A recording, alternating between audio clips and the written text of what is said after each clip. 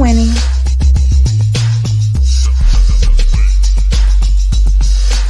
You're winning.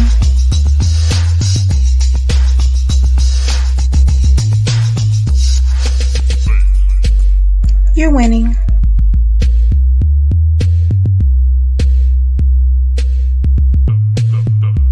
You're winning. Hello and welcome to another episode of Epic Understanding. I am your host, Coach Love, and tonight we are here to explore more about Imam Councilman Alfred Muhammad. Now, as you know, we have been diving through his history and talking about his family, his mother, his father, his sisters, his brothers, and we even talked about the serendipitous nature of his life.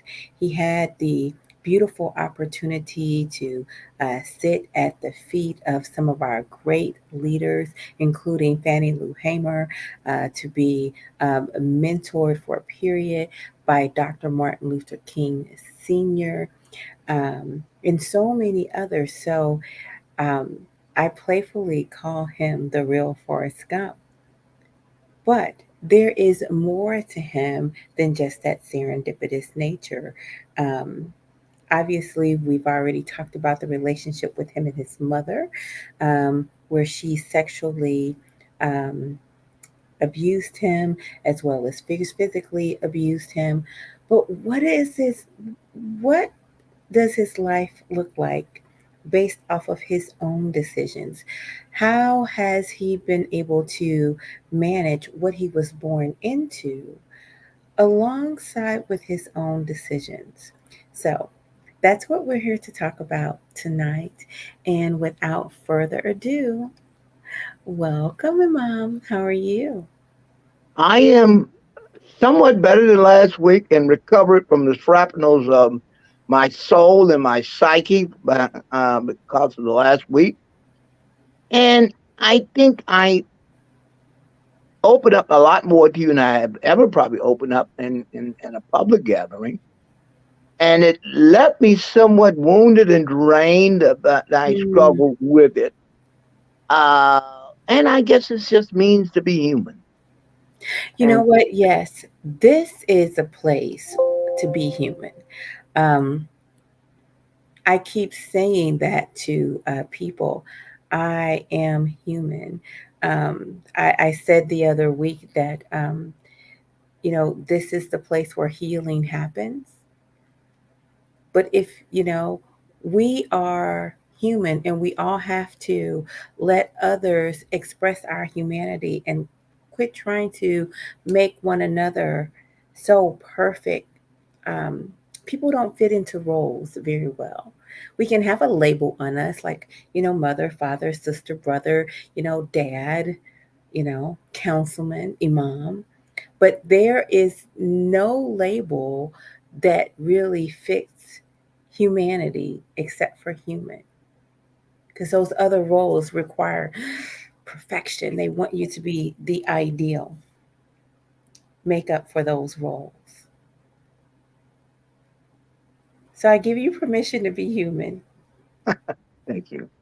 Thank you kindly for giving me permission to be human. And I probably at this point in my life, I would insist that I be human. Hmm. Uh, you know, and it is difficult. It is difficult because at the same time, I'm from a shame-based people Mm. and a shame-based family, intensive Mm. shame-based. I'd say my family is probably the most shame-based. As most families that are somewhat dysfunctional, I know family members, we are dysfunctional. I mean, I would urge people to read a book, Mm-hmm. two books here. First, The Family by John Bradshaw. And then he wrote another book, Healing the Shame That Binds Us. Oh, I yes. guess Uh-huh. I think that, we are, as a people are bound by we're ashamed of being enslaved. We're Mm-hmm. ashamed of being short. We're ashamed of a lot of stuff. We're ashamed that we even make mistakes. Mm-hmm. And so we're living basically a lot. Now, part of me, I have always hated that. Because you know what I really thought?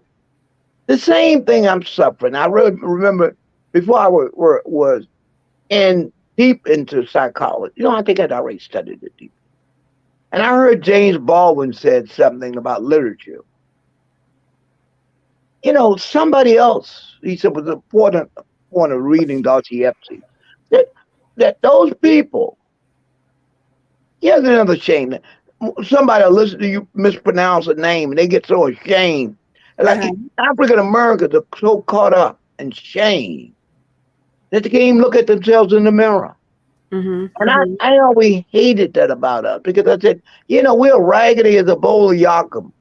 But, and guess what? The only one that don't know it is us. Mm. Now, that was very much an intellectual position. I used to be around African Americans who changed their voice and inflection and everything to be somebody else. And I hated that. I would always had a way of provoking people. Uh, Mhm. I remember a federal judge. I mean, you have to change your accent. They call it code switching. I don't like all these new terminology. But anyway, I just like for people to be real. He was sounding like, hi, how are you, John? Good to see you. So I got him very excited. I said, you ain't nothing but an Uncle Tom, but he gave me a rude awakening. He was one of Uh-huh. the lawyers on Brown versus Board of Education. And had become a federal judge. Mhm. So he actually lunged at me, put his fists up, and he was going to whoop my behind. The late Judge Robert 𝐓𝐇𝐄. Oh, And, you naming names. and yeah, and Judge Carter, I later saw him. He said, I said, you scared me, Judge Carter. I said, you put your fist up. And he said, and another very famous African American lawyer said to me, see, I get Negroes like you out of jail every day. He said, I was Oh, telling him, I said, wow. then when he came towards me with his fist, he was going really probably cold cock, man. And he said, he said, look, I'm from East Orange, and I don't have to take that shit from you. And Mm. I'll kick your ass. I said, aren't you a judge? Now I'm really getting shook now because Mhm. I have messed with people. I'm very good at being disruptive. Okay. I relish being a kind of let's see, Troublemaker. an agitator. An agitator. I see. I see. And I have gone to public forums where Henry Kissinger was, and basically during a question and answer session, I just hurl all kinds of verbal bombs at him. And Rex, I don't know whether he said he remembered me or not, but I remember as a young undergrad at University of Wisconsin, Henry Kissinger was speaking, and he took me to the woodshed because he embarrassed me. People asked me to sit down. I was too embarrassed because I didn't really know what the hell I was talking about. It was during the Vietnam War. He was a professor at Harvard. This is before he became secretary of anything. It wasn't even as a national security provider, but he was a teacher at Harvard. And he Uh-huh. said, if you have read this, then you would know that. And he just let me make a perfect fool of myself. And Okay. intellectually, but I couldn't sit down. I mean, I was in an auditorium with 4,000 people and I was relishing the attention. So it's a part of me, too, that like the provocative, and a part of me that have that rage. So I'm And going to ask you a question. go ahead. Do you think that part of your personality came from your mother? I think it did, but I think it was exacerbated by seeing explosions in the home. Now, here's what I have growing up. I have been one of those very super controlled Negroes. Mm-hmm. No emotions. And a psychoanalyst told me that I've always lived above the fray. I was a peacemaker in the house while Wait. chaos was taking place, while shotguns were going off, while Christmas tables were being knocked over. Mm-hmm. I had to be at peace. First, I'm the smallest, and I'm the youngest. And I Mm-hmm. mean, I had see brothers too, grown men fighting is a very frightening thing. So Yeah. I have learned to be a diplomat. And I guess as I got older, I enjoyed showing my rage Mm-hmm. and Having gone to school around Caucasian, I had to learn English as a foreign language. So it's a lot of stuff to unpack, or as the intellectuals said, to deconstruct. But So I a mean, it's peacemaker at home and an agitator in the a street. hellraiser at public forums. Never an African Americans. And what I did with my family, I just had left my family. I mean, for years, I've only been back to Lynchburg about 5 times in the last close to 55 years. Okay. And I Who's went at back to home speak. still? Who's Pardon me? left who's at home? Who's left at home?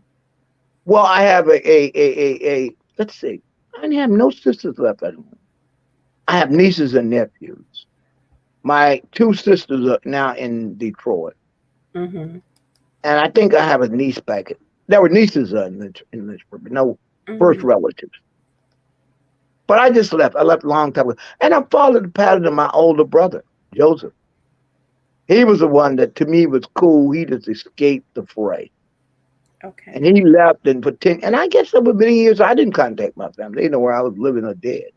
Mm, I would periodically come, but that's how much pain I was in. mm, mm. How do you think that pain affected you when raising your family? Well, the first set of children, which are 4 children, I think I was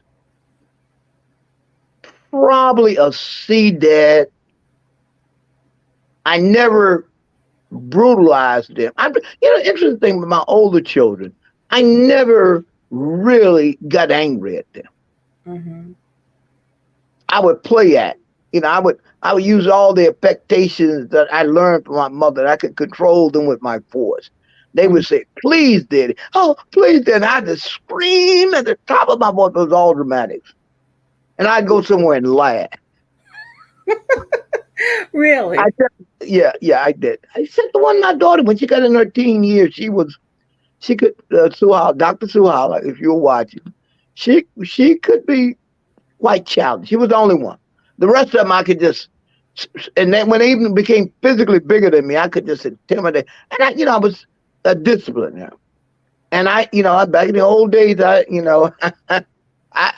spanked. I believed in corporal punishment. I won't share my thoughts of it over it now because it's not legal. But then the next set of children, I have 25 through 21. They were able, as many years now, all the layers have come off, and I could be quite.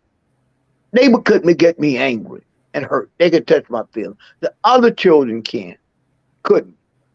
So Hmm. as a parent, I was telling one of my sons, I said, I think as a husband, I'm probably around a 6.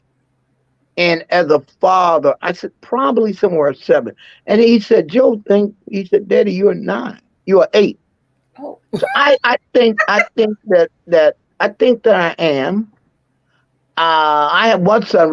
I can be very affectionate, just like my mother. I would pinch a child, or bite the child, play with the child. Several of them, and I like to hug. I was much more affectionate than my dad, and I was like my mom. Mm-hmm. But she has kept a very serious demeanor. So Mm-hmm. I would say in the early children, that I had a lot of problems. That I had a lot of, lot of mishaps. We'll talk about that. A lot of struggles. And I I would say with those children, I was somewhere in the category of maybe a 7, 6, sometimes made a failing pass. But I always would tell them what daddy is doing is not really what God wants for him to do. And I would own up to my failings and my weaknesses and my sins. I would never justify it. And a Wow. couple of them said that saved them. I mean, they seen daddy do things that daddy not wasn't proud to talk. And I don't really know whether I'm too confessional now. But just to say, I had something that current the problems of I call it urban leprosy. Oh. Leprosy, you look pure, Leprosy is a disease that it looks pure. The whiteness look pure, but really, it's a disease. So, Urban leprosy. Now, yeah, was it emotional leprosy or? yeah. I re- mean, emotional and behavioristic leprosy. On the Mm, one hand, I was, the sanctimonious saint, and on the other hand, I had a lot of sins that I'm not proud of that I committed. that's how your mother was.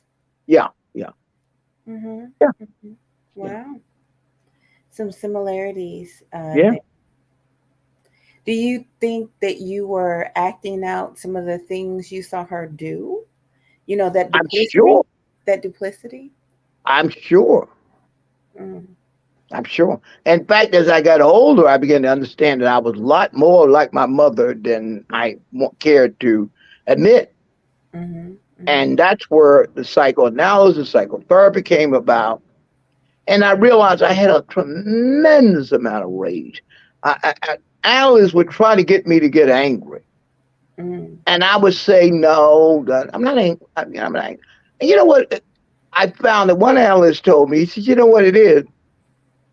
Just imagine if you went out of control. I said, no, I couldn't imagine it. He said, but just for a moment, imagine. And I said, I'd probably stand up on top of a building, kill a whole bunch of people, shoot a bunch of people. mm. That's the kind of anger I probably had. That's the rage. And I never owned up to it because I think, really, to be honest with you, I'm scared of my rage, of my anger. Because, I've seen a lot of violence, even in childhood. I've seen it. I've seen it in the community, and it's interesting. I would say that strangely enough, violent people have always been attracted to me. I mean, Really? really violent. And when I worked in correctional facilities, I could get along with homicidal type people that they liked me. I mean, pimps are drawn to me. Do you think serial killers enjoy you? I have met a man. Yeah, I know this guy was a serial killer. He probably would never. I don't know where he's at now, but I'm sure he's a serial killer. Yeah, I mean, I did. I think he would. I think they're fascinated by me because there's a part of me I just is very strange. I have that repressed rage. If I had not had religion, I could have easily become one of those. The So thing that say, yeah, go ahead. what's making what? Where does the rage come from? Like, and I know there's a myriad of things. Abuse, Okay, feeling helpless. okay. Anger when you bottle it up, you keep it. You Feeling help. keep it in. But you are fascinated. It's in you. That anger, you've seen it. You've seen people being beaten. You Mm-hmm. had a big scene. I had one brother in particular was violent. I don't want to throw him on the best bus, but I mean, that's my brother. So Mm-hmm. the same thing is in him as in me. We came from the same environment. Mm-hmm. Mm-hmm. So my father repressed whatever rage he had. I learned that from my father. My mother acted on her rage, and she could Has your go from a father person. ever hit your mother? No, Okay. and that's one thing I'm proud of. I never touched a woman Mm-hmm. because my father was attacked by my mother, but he never would even respond. Okay. So that rage is in it. It affects my health. I believe that I'm talking to a psychoanalyst, talking to a physician one. They said that perhaps even the cancer, the cells react because you're repressing that. Where Mm, does that energy go? It got to go somewhere, and that okay. energy turns on the body. So Mm, I mean, I've had fantasies of those kinds of things, like violence, really. wow. Yeah, never. The thing is, I don't care what anybody say. Religion, the fear of God, and the consequence. Mhm. I could have been a horrible person, but I didn't think that there's a life after this. And a couple of times I even thought suicidal. Okay. Some mass rage, could have been a mass rage type person, just Right. took myself out too. But I realized that, I don't know I believe what's on the other side. I'm like, Okay. Carl Jung, I don't no longer believe in God. I know in God. So automatically I had a flash. If I were to kill myself or kill someone, I'm going to meet my maker. And Mm-hmm. I don't think it's going to be a pretty picture. Okay. And I have dealing with a lot of people who've had near death experiences Mm-hmm. Mm-hmm. and seen people die. But even before that, I always said from a child up, I feared God before I started loving God. Okay. So I I mean, I was think scared. that's fair. I think that's fair, and I think that's a um, true journey for many people. Um, you tell me more about your rage because you said that you had rage because um, you had a lack of a control. Is that right? No, I had control. That's the problem. Such a control person. The Okay. rage is like a volcano that's inside that I have Right. contained. Help me understand. Say it again because I want to really get why you had this rage. Well, I mean, why I had this rage is it's tremendous abuse, physically, by mom and even other family members. And is it that you wanted to also be seen? And I would have to rewind it because you said you gave a reason, and I just wanted to unpack it just a little bit more there. You said something that really I thought was profound. And what was that? I'm trying to put you know what, I would almost have to rewind it. I would have to rewind it to because it made me think Well, of the it can be a fantasy of anger and revenge. And for a long time, I suppressed that. And I think it was traumatized. I never acted on it. That's the point. It was always fantasies to the hmm point that sometimes I thought I was a coward. Because I've seen stuff, I've been attacked a few times, and, I've been around very violent people who have attacked me, not just in the family, but out in the streets and in social life. And I've been around a lot of people who are very violent and very dangerous people. Wait, so you've been around a lot of very dangerous people, and you have been physically attacked. I had And a couple of times I had to fight people off. Yes. really, why were Yeah. they attacking you? Hey man, you be around people as African Americans. Unfortunately, I've had some near life, mostly a lot in life encounters with Caucasians. A group of Caucasians Is it chased me one. Huh? because of something you were saying, or what was happening? No, just the first time I was. Well, let's see. The first time I was called a nigger and chased was in Madison, Wisconsin. No, no, no. Let me go back. I landed at the airport in Minneapolis, and I was in the Y waiting to get a bus to go to school at Eau Claire, Wisconsin. And hmm somebody asked, "What is that nigger doing?" This is Minneapolis, Minnesota, hmm 1965.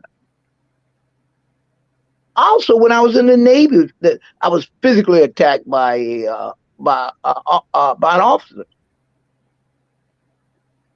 And then while I was selling magazines for a summer job, I was attacked. A guy struck me. So I mean, I've witnessed violence, Okay, and what was overwhelming violence. If you fought back, you would have been killed. okay. So that was internally, and then, like I say, I had roommates in college who never attacked me, but I knew these guys were about. One guy ended up being in jail for killing somebody. I had just a lot of guys like that who were roommates and stuff. And Hmm. I've just been around a lot of dangerous people. Another analyst said I surrounded myself with danger because, well, he thought it was to overcome my fear, but I think it was really, I don't know. I've had friends. One guy I know real well. His street name was Graveyard. So if you know that what that name means, that tells you what kind of person he was. Well, I'm so I don't know. I suppose I am taken back because you've been around so many dangerous people. Do you think that is that common? Do you think that's common? I think a lot of African American men encounter a lot of dangerous people. I really do think so. Okay. Uh, I have never experienced it, but I know people bigger than me, physically bigger than me, who have been nearly raped by other men. Oh, Yet really? not. I mean, I'm talking about on the streets. Hmm. Not. Yeah. Yeah. Okay. Actually, just that guy was working in the store. He told me that. I've seen these kind of violence, and like I say, I worked in a couple of correctional institutions, and I used to always keep my pen ready, not to write nobody up, but I look them in the eye and say, "How can I help you? How can I aid you?" And they would back up because like I said, I got in a couple of fights, uh, gotten beaten several times by African Americans, and about 3 times almost killed by Caucasians. And so it's and what I and oh this is what his analyst said. He said, "What you're afraid of is if you go off. Can you imagine if you go off?" I said, "I can't." And I'm reminded my favorite line in James Baldwin's Another Country. He says, as Rufus was riding the subway to George Washington Bridge, named for the father of his country, Rufus was hoping, kind of paraphrasing, for the train to run through the tunnel, and the tunnel would be flooded with water by down only their blaspheming lives, taking away their clothes, would only left their blaspheming lives. So Mm. I think that kind of rage. I don't know what I'm going to say, but I had that. Imagining the kind of violence. So I kept all of that under control. So you kept all of it under control. Do you think it ever, bubbled up in any way from you? I was too. I just, and you know what I did? I took a lot of abuse verbally that I shouldn't have taken in life, and perhaps and really mainly from women. I mean, with our women, I've had lots and lots of struggles with them being. I mean, I've been attacked physically by women, actually. Why do you think that's happening? Why do you think that's been happening Well, to you you? know what? I'm going to be honest with you. I don't want to name people, but I think I'm attracted to mentally ill women. I said the next I time was going to ask you that because I think I said the next time I look for a wife, probably I should go to Bellevue and find one, because at least I know what prescription he's on. But I was dating a very prominent lawyer. I won't name what city where she was. A very prominent trial, a very excellent trial, a very nice person. But one day she just went off, and we were supposed to go out to dinner, and I was out with a friend of mine. She came and she broke her diploma. She said, "God damn it, if I can't be out with my man, what is this?" I mean, this lady had high credentials. I mean, she'd been some of the highest office in this country. I should make a show about why people are attracted to crazy. And the reason why I say people is because um, women are often attracted to the bad boy, and Right, men are often attracted to like a high strung, overreactive, right. woman. Yeah, what they call intermittent explosive disorder. Well, Yeah. obviously, until I have addressed it and still working on it, I'm going to be attracted. That's my mother. Well, yeah, yeah. Your Yeah, mother, she what? had that kind of rage. Episode, they call it intermittent explosive disorder in the diagnostic manner, You know what? psychology. I gotta. You know what? I'm so glad you're bringing this up. We got to talk about that because that's a problem. It is a problem. It's a huge problem. It is a problem that it's driving us apart. And Hmm. this is what I was going to say about this woman, this particular woman. So I said, "Why didn't you tell me you were crazy?" And she said, she laughed because she knew she was. She said, I wasn't going to put a gun to my head. I Wow. saw an attractive, intelligent man. Why would I tell him I'm crazy? Wow. No, why would you be attracted to crazy? Well, I mean, it's pretty obvious why I was attracted to crazy. And I was, and like I said, I am such a control person. Mm-hmm. So you would know that this rage and this anger is there. And I never acted on her. So I had a calming, almost tranquilizing powers on these insane women. And they would be free to act out insanity out on me. Well, it's a repeat. Did I have a mother Did you like that? enjoy it? That's the question. Did you enjoy Subcon- it? no, I didn't enjoy it consciously. I don't know what I enjoyed subconsciously. But obviously, I found myself Ron. going in a circle. There's a book out by a guy by the name of 𝐓𝐇𝐄 𝐌𝐀𝐍. It's called Imagotherapy. And it's called Getting the Love You Want. And he says we are chemically attracted to a combination of our mother and father. Now, the Lies edition is more of a clinician. His earlier edition was for common lay people, even though I assigned it to people and counseling and coaching, and they found it hard to read. I think perhaps one would have to go through it with somebody because it's very difficult for people to talk about their mothers. Most of us idealize that mother, and I perhaps even I idealize my father. And I Mm. have to come to think because he must have been enraged, and he was my mouth. He was super controlled to the point of no laughter. Mm. He it showed little joy, little emotions at all. So that was my model.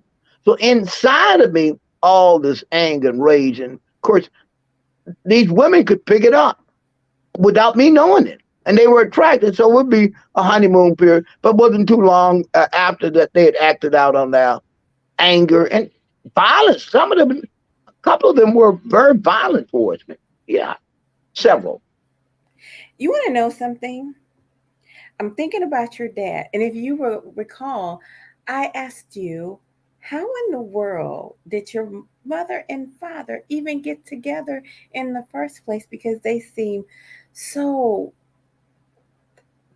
as polar opposites. Now, thinking about it from this dynamic, maybe your dad had that, I don't know, desire as well to be attracted to someone who was explosive in that way. So here the mother was. His mother was a very cruel one. My mother and father were attracted in pain. I Mm, love pain. They both were drawn, and I've been attracted to women who had the same kind of pain, the same kind of pain. We get people just like we are. If you search them long enough, you'll find that they had the same problem. If you suffer from depression, leave you anxiety, you're going to get someone else who's depressed and anxious. mm. That's why you chemically be turned off. Why is this pretty young lady that's attracted me that I'm not interested in her? But yet I get the woman who is very abusive. Mm, I've seen men like that. I've seen a man thinking that the other woman was gorgeous, and mm, another woman was relatively attractive, but at least she wanted him. And so much so that I my mother alluded to this guy named Graveyard. He was kind of a friend. I knew him from the neighborhood where I worked at this college. Graveyard was a pimp, and he always said to me, "Get the woman that cares for you, yeah. not who you care for." Hmm. And I think that that's what happens. I mean, so you're repelled by somebody who might be good for you, and you're attracted by somebody who is really bad. And generally, you find them over and over again, and you'll blame them. But they didn't put a gun to your head. Nobody put a gun to my head. Nobody ever forced me. I'm hearing all kinds of songs in my head based off of what you're saying right now. The OJ's "Last Night, Me and My Woman," we we cried together is playing Yeah. based off of what you're saying. And I've had some women to cry. They done throw a can at you, they throw a box at you, and then they, oh baby, I'm so sorry. But they're gonna do it again. Oh, and now I think I hear I bust the windows out your car. Yeah. This is I've come to great. your office and trash your office. Mm-mm-mm. Mm-mm. Wow. You know And I what? guarantee that that's what her mother did. I guarantee it's a cycle. And that's what African Americans have to realize. We like to blame, oh, my mother was a saint. No, your mother wasn't a saint. And your dad wasn't a ain't. I mean, it's just that these are two people who were drawn together in pain. Mm-hmm. This is 400 years of pain. We just act in different roles. And let me also just say, if you get somebody from another ethnic group, they're going to have the same problems. Mm-hmm. Now, all the passport brothers who thinking they're going to go to Colombia, Mexico, and it all is very appealing, very attractive. And the novelty of us, it's appealing. But Mm-hmm. peep the surface, break the surface. They have the same issues that you had. Right. Right. And As far as the passport brothers are concerned, I really do think that if we're really made up of our habits, right?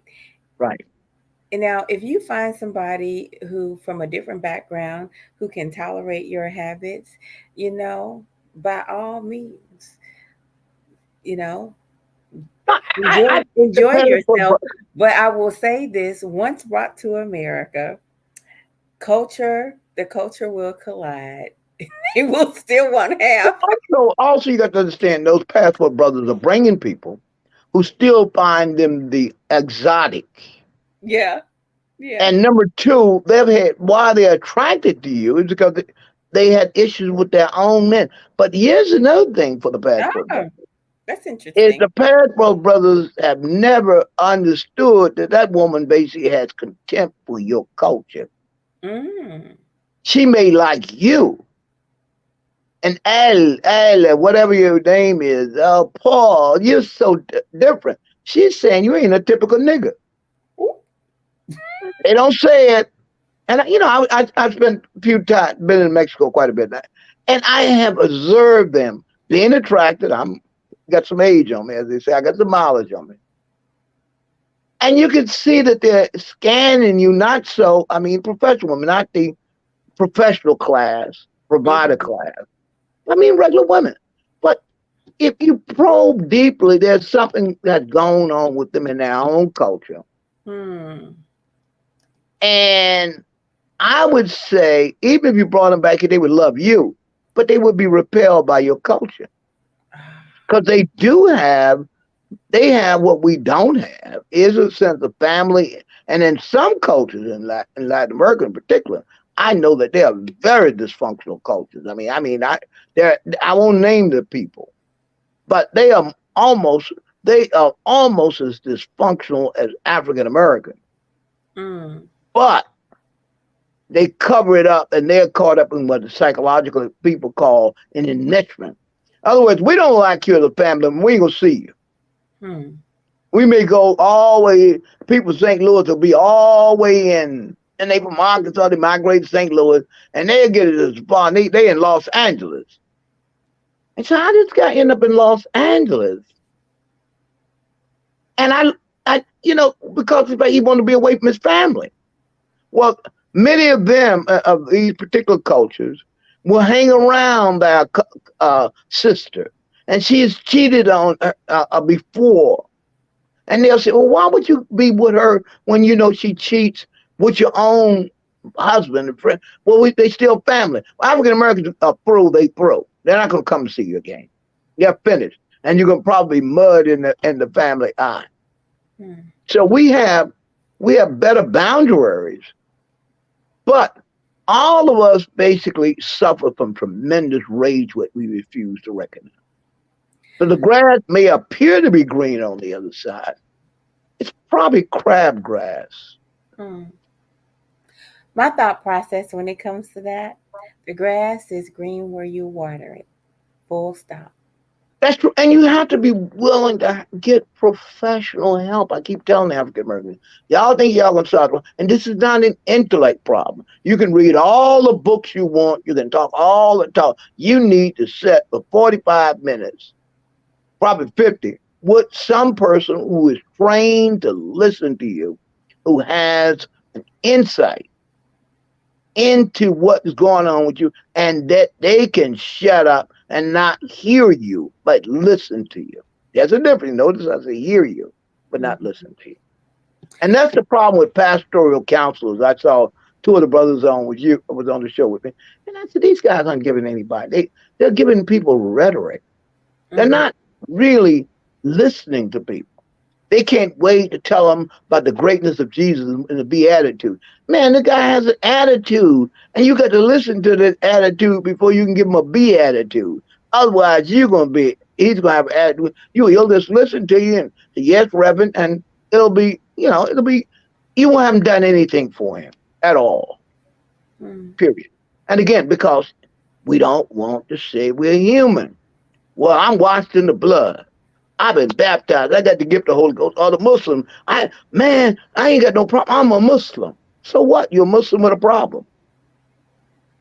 You're a Christian that's wrapped in the blood, but you got a problem, serious problem. And you got a worse problem than that so-called non-believer. Because the non-believer know he got a problem. And you in religion, you're wrapped up and think you don't have a problem. Hmm. Presents a big problem. Let me ask you this. The rage that you had, did your first set of children recognize that rage? No, because no, they didn't. I I didn't have that. It was very repressed. I guess. Well, I'll think about telling why it was repressed, but it wasn't shown. Mm-hmm. And my first wife didn't show rage. She didn't. She didn't. And well, by the time they were born, she hadn't demonstrated the rage she had. So we were both two very people coming from very painful situations, but we were both very controlled. And how was it growing up in the household for the kids? Very cerebral, I would say peaceful, but we had some financial struggles. There was bouts of, I owned a home and I lost a home, and I ended up. My wife had to go be placed institutionally, so we had some absolute financial challenges. We became homeless, and that kind of difficulty that goes along with that. But I mean, in the home, we lived a extraordinary cerebral home. None of us really engaged in rage with the children. And yes, go ahead. Your first set of children, and so seeing what you went through with your kids, um, we should, lift them up and what they've become because they're all, that group of kids are very successful. Your daughter's Yes, a doctor, right? yes, right. I don't remember the profession of, those four children, but as I recall, they're all very successful. Yes. Hmm. What are the conversations with them like? Well, I must say that there's a lot of guilt on my part in dealing with them Hmm. because, as I said, I had some very difficult. I don't know whether I'm prepared to share them here, but I had a lot of difficulties. At one bout, I had a bout that I lost my home. The house was foreclosed on, so we had to be in some very bad situations. Um, it's really something to have to lose your home, a home you bought that I struggled to buy Hmm. because the liens against the house for the hospital bill. People don't understand. After 13 weeks, I mean 30 days of mental health treatments, they don't pay for it. So Hmm. those bills go to you. And you know what? I sense a hurt that you have inside for not being able to afford those things. But I don't think that you should feel any less of yourself. Quite No, honestly, I agree with you. I agree with you intellectually, but I think emotionally, it's still as a father. Remember, I had a father who provided, yeah, yeah. and so we owned the same home, and my father even had other property. It's kind of difficult to stoop. When you think about you stoop below your dad. I wasn't the provider I would have liked to have been. Mm-hmm. You Mm-hmm. know, it took me some while to pull it together. I mean, I had jobs, and I had to work jobs, get someone to babysit my children while their mother was in and out of a mental institution, at a hospital. She was at my ex had close to 360 hospitalizations. Mm-hmm. Mm-hmm. My daughter who had asthma had. I once remember there was two ambulances. One was an ambulance had to be with my daughter who had an asthma attack Mm-hmm. and was so sick that she had to be incubated. And then her mother was in the other ambulance going to the military, and I had to shuttle between the pediatric emergency and psychiatric emergency. And Mm-hmm. I was telling the people in psychiatric emergency, you have to hold my wife because my daughter's there. It is in the pediatric intake, Mm. and Mm. I try. I've gone. I have to allow myself, and that's somewhat difficult. All the stress that I had. And I know some family members say that's why I favor her, but I had a sister that came to my aid a lot of times. And actually, she wanted me to move to Watt. This was John Hinckley's nurse. But, I had my own independence. She took care of my children in the summers, gave me a reprieve. So, I mean, I had help. But a lot of time, and then I had a pride, difficult dealing with it, saying that I was in need and difficulties.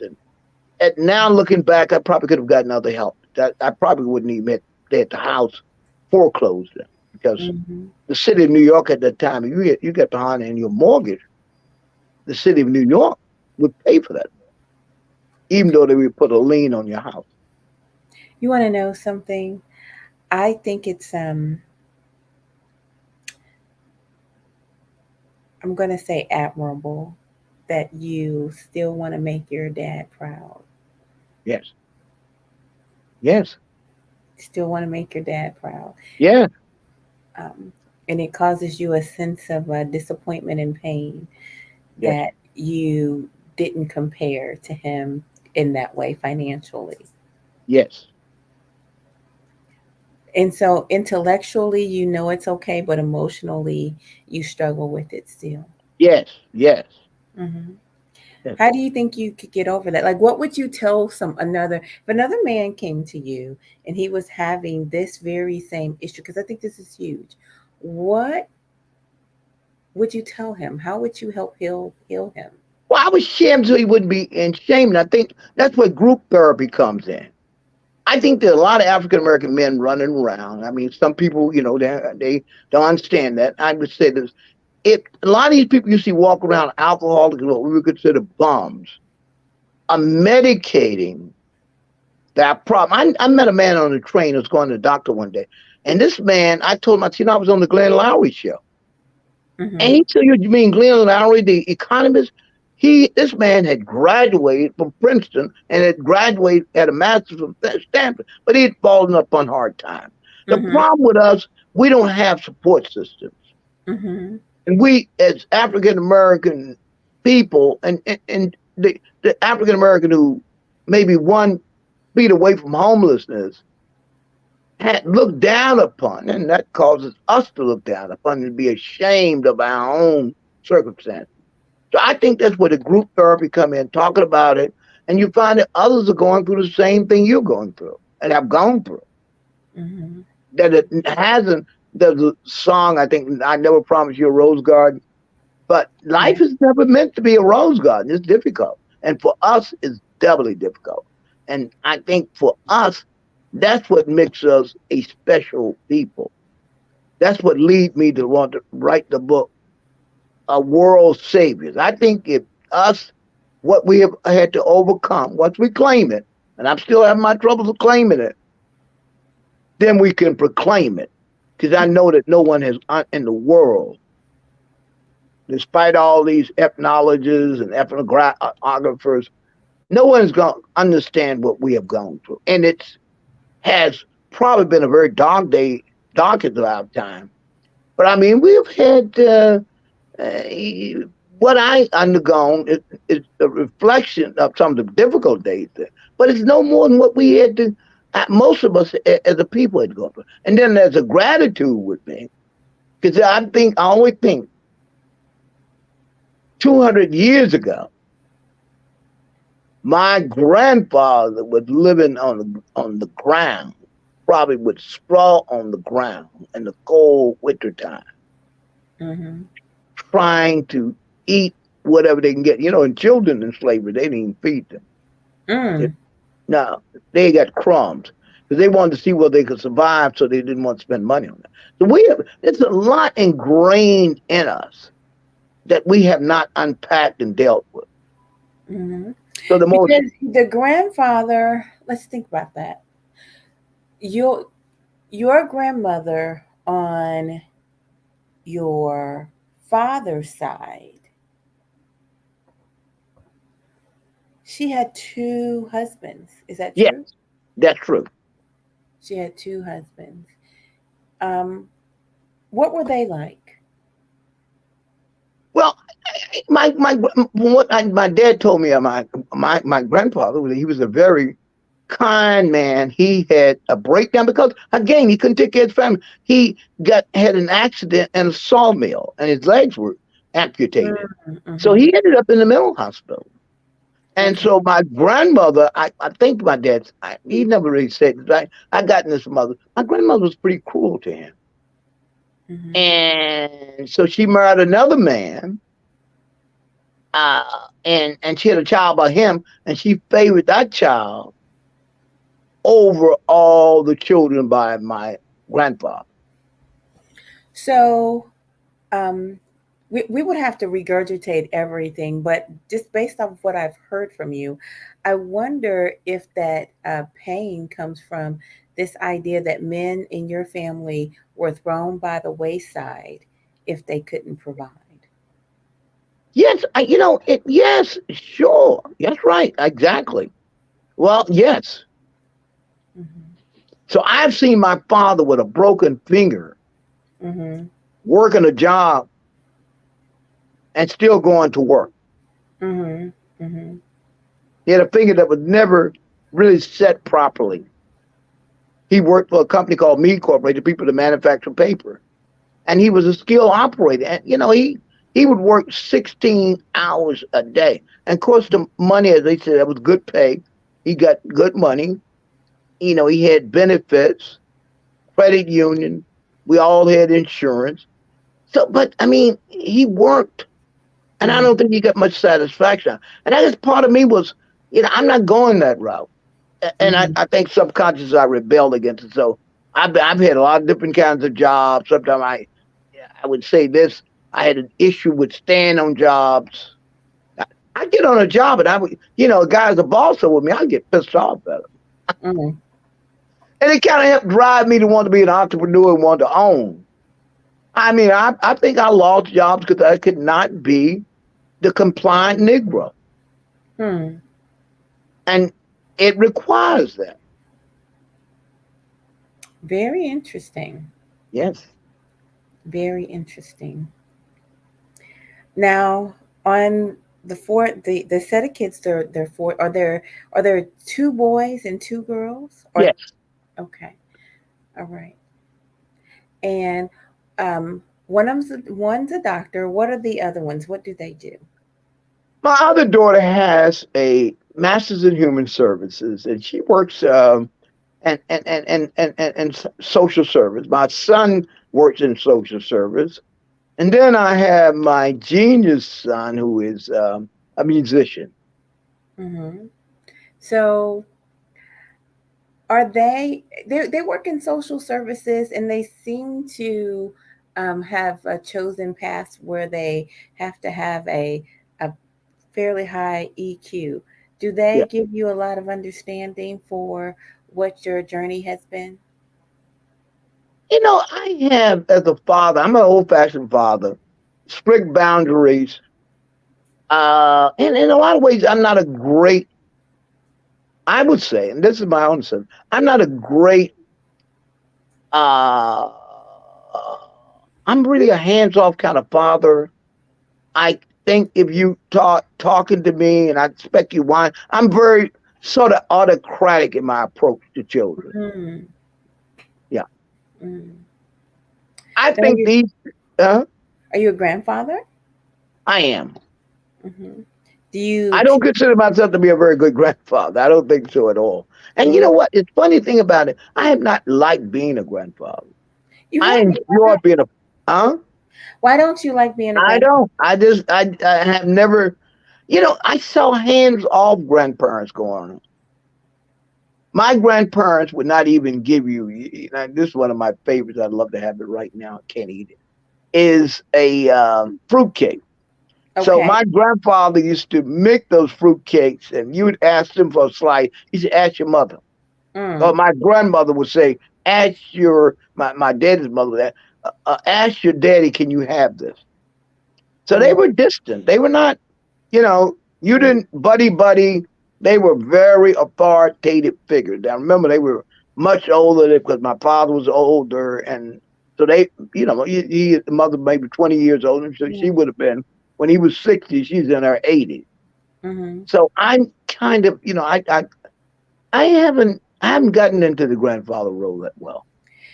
If you were going to improve as a grandfather, what things do you think you would, need to do differently? Well, I would have to spend more time with them, and I'm not. One of my issues is not is intimacy. You Mm-hmm. know, I have issues with that. Mm-hmm. I can deal with the intellect, but intimacy is somewhat difficult for me. Do you think you're modeling after your dad with that? I'm sure I am.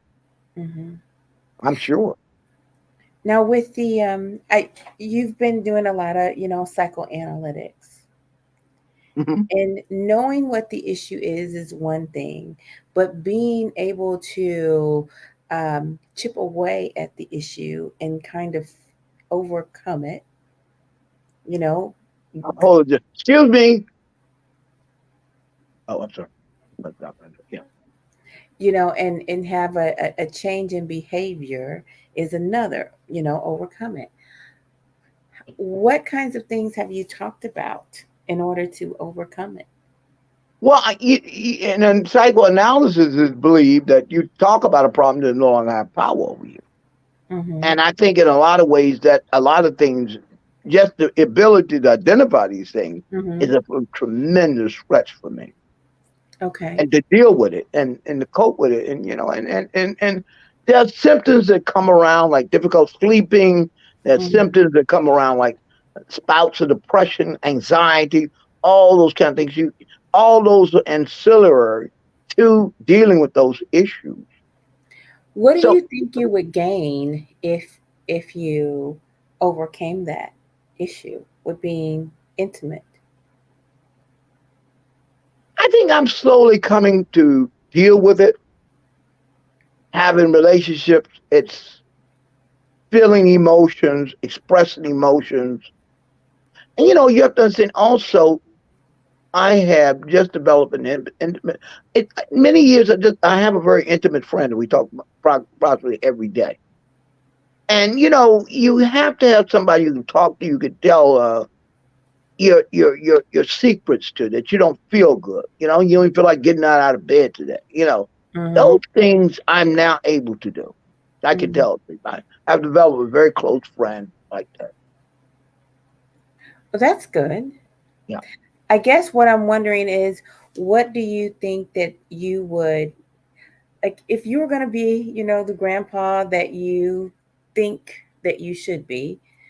What would be in it for you? What would you gain from that? I haven't really given a lot of thought to it.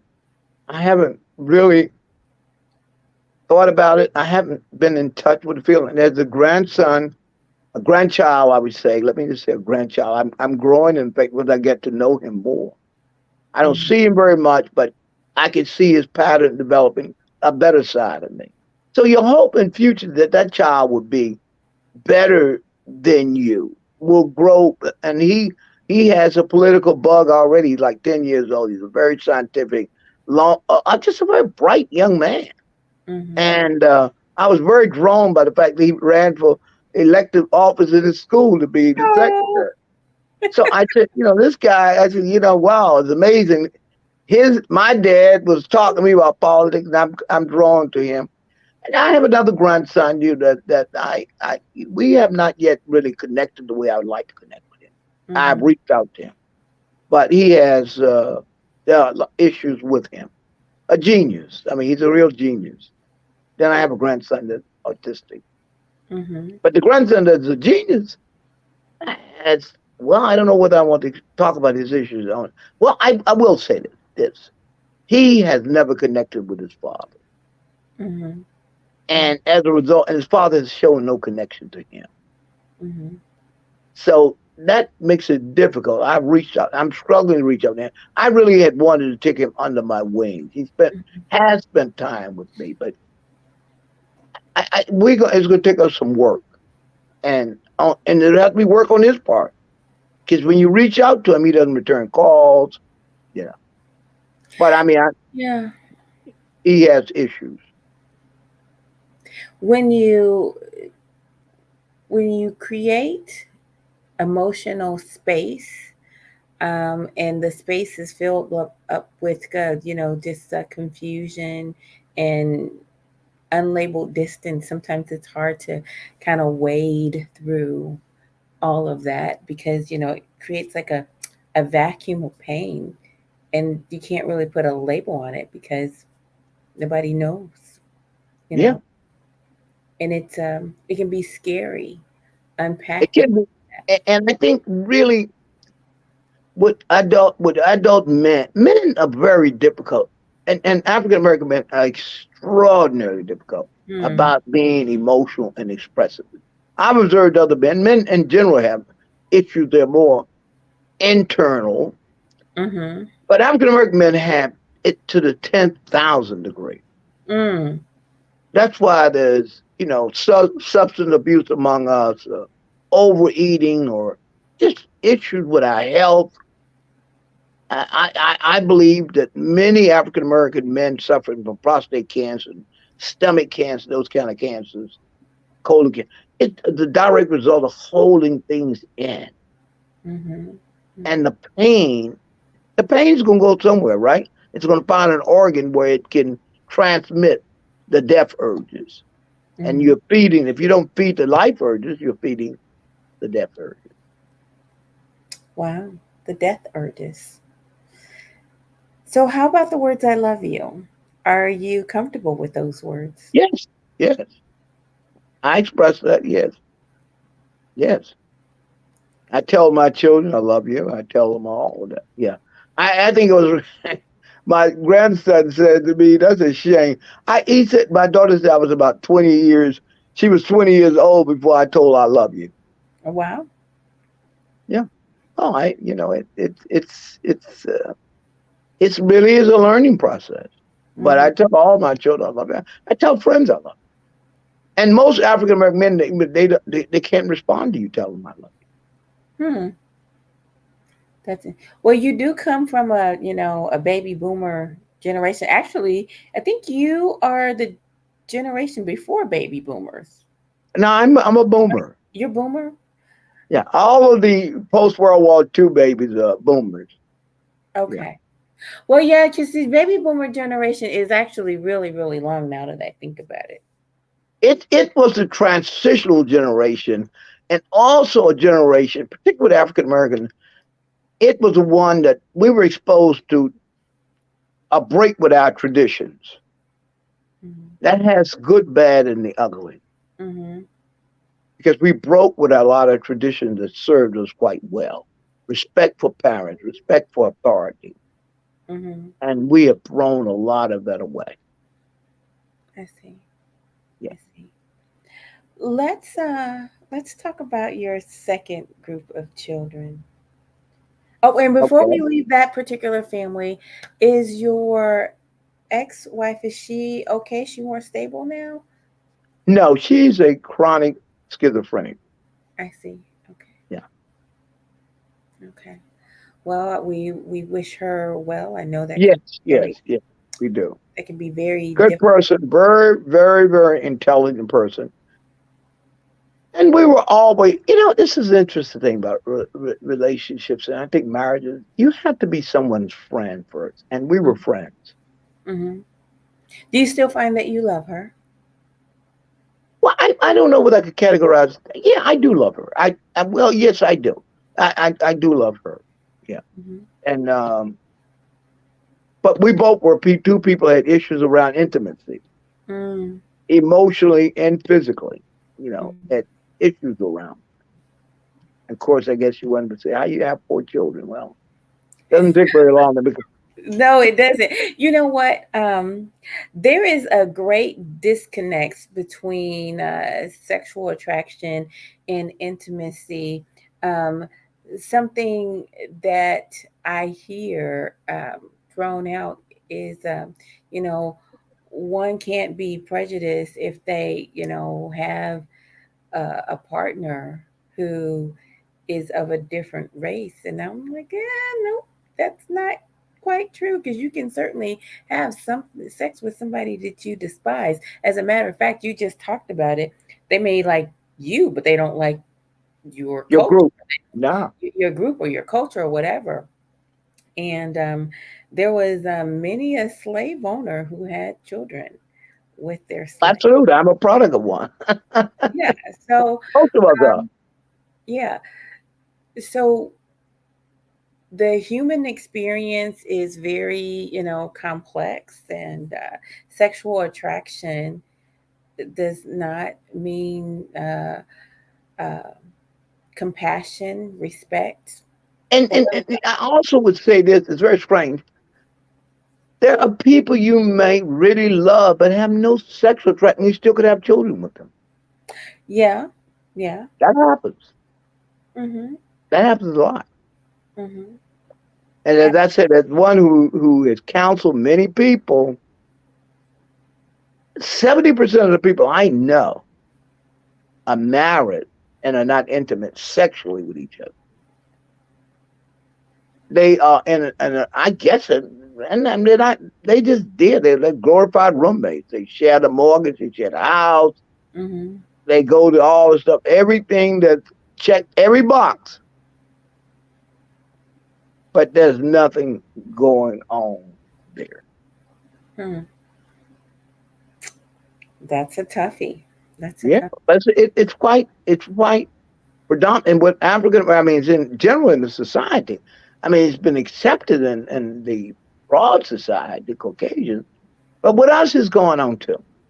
Again, they said, if African American and what Caucasian get a cold, we get double pneumonia, walking pneumonia. So it's these things because we already were predisposed to family problems from the beginning, brought Mm. on by those people's ancestors, and really continuing through other types of institutions that blocked us, and also at the same time, the overriding popular culture. I And see. all we have to do is just look around in the law enforcement and see what is going on with those people. The culture has been, as Pope John Paul said, a culture of death. And Mm. with us, our culture has been a culture of dead and stinking. Mm. Wow. Wow. Let's move on to your second family. How long Okay. between your first family and your second family? Uh, maybe 15 years. I think 15 close to 15. 15 years? Yeah. So you were single for 15 years? Yes. Maybe Wow. I think long. Yeah. Yeah. I'm not good on years, but yeah, probably. Wow. And yet you decided you wanted to get married again. Yes, I'm a married. Huh? What brought that on after 15 No, years? I'm a Muslim and I tried to abide by the rules and regulations. I want to be married. I like being married. Yeah. Okay. Okay. And how did you meet this beautiful woman? I met her at a Muslim gathering, actually a Muslim political gathering. And how did you propose? Well, you meet people in the Muslim culture. You don't do. It's not a lot of dating. You know you're going to want to get married. I mean, you're not talking to somebody. You interview somebody like you interview someone for a job. Maybe I don't think we do it as carefully, but basically at the time I was celibate. The other person was celibate. You're looking for a wife, so you're not. My first wife, that's how that happened. I didn't, I wasn't interested in exploring and talking to someone. I mean, I'm looking to get married. I'm not looking to, that's the purpose. So you just you saw her and you interviewed her. She interviewed me, says a match. What kind of questions were asked? I mean, you talk all the lovey-dovey talk. You talk around a lot of stuff. What I think the problem is with I've been in a relationship, and you might have a gut feeling that this is not good for me, and it wouldn't have been any different. I don't want to go too much into this because I don't know how far this will go, and I have to be real careful because I'm talking about someone else. But I think what happens is in a Muslim relationship, you're so urged to get married. If Mm-hmm. you practicing as Christians used and some still do, engage in premarital sex. So That's good. there's no free drive, no free driver's test, no testing of the weird. So, and I'd be saying, well, how would you marry somebody? It ain't gonna be no. All the things I saw about both persons, I knew in the 20 or 30 minutes. I already knew. It might have been feeling it, and you feel the intuitive, and Mm-hmm. you see the problems. Mm-hmm. And if you meet the person's parents, it's going to tell you the story. The same age, how they look then, and how they act. That's how they gonna be. The wife is gonna be at that age. Mm-hmm. Was your second wife high strung? She fit in that same category. Yeah, Oh. yeah. I told you, and I don't want to elaborate because I don't know where this this interview will end up, and I don't want somebody knocking on my door irate. But it's Oh, all, as they say, it's all good. It's. yeah. I Okay. don't. I don't really in this interview. I'm more God. I don't want to go. I mean, well, It that's may be enough of written. that. The high strung is enough. High strung is enough. Okay. Yeah, And difficult. Given to rage. That's, all of them fit into the pattern. I mean, women I were very close, they would say non-marital relationships, marital relationship, they all pretty much fit in the same category. wow. Wow. You like those high strung girls. Well, I mean, I think that's what I've been used to. Mm-hmm. And Mm-hmm. now having been out of been what we call socially, maritally celibate or sober, not having a relationship. Because, I tell you one thing happens too in all relationships. As soon as you touch the goods, rationale goes out of the window. He's buyer's regret set in. You can't think anymore. Is that what it is? It precludes you because you're doing something that was meant to be a marital act, Yeah. and you have been driven by a physical act, and Yeah. now you lost your right there. And if you're a decent person, you don't want to be saying you're running through sister. Now, of course, I mean, a relationship, but really, all you are is like on an animal level. So, no, what to say, no foul, no play, whatever they call it. Mm-hmm. That's a different story. No, so I don't know if in your practice, but in some Muslim faith, you have a group of women that are thought of as concubines and some that are thought of as like wife material. Does that come into play No, in your world? no, we're traditional Muslims. Polygamy, I mean, it's practice, but you know what? I would think an African American man would have to be crazy. They want more than one African American woman. He should be immediately given a prescription of Haldol or perhaps even Wellbutrin, because I mean, obviously, all the elevators are not functioning properly. Oh God! So you don't know what to say about Nick Cannon then? I barely know Nick Cannon, but I would say Nick Cannon is a cannon, and I'm sure he's exploding. I think I've heard of him. I don't keep up too much with popular culture, but these guys are, I mean, they're asking for trouble. Not only do you marry someone, you marry a family. See, Mm-hmm. you got to deal with mom-in-law drama, papa-in-law drama, ex Mm-hmm. drama. You're asking to be driven insane. Hey, I hope once I get my license as a life coach, like now I am licensed as a life coach, I would be seeing that patient. But I would hope when Oh I'm goodness. certified and get become a licensed psychoanalyst that they would lie on my couch and get some help. I am dying. That is priceless. That is priceless.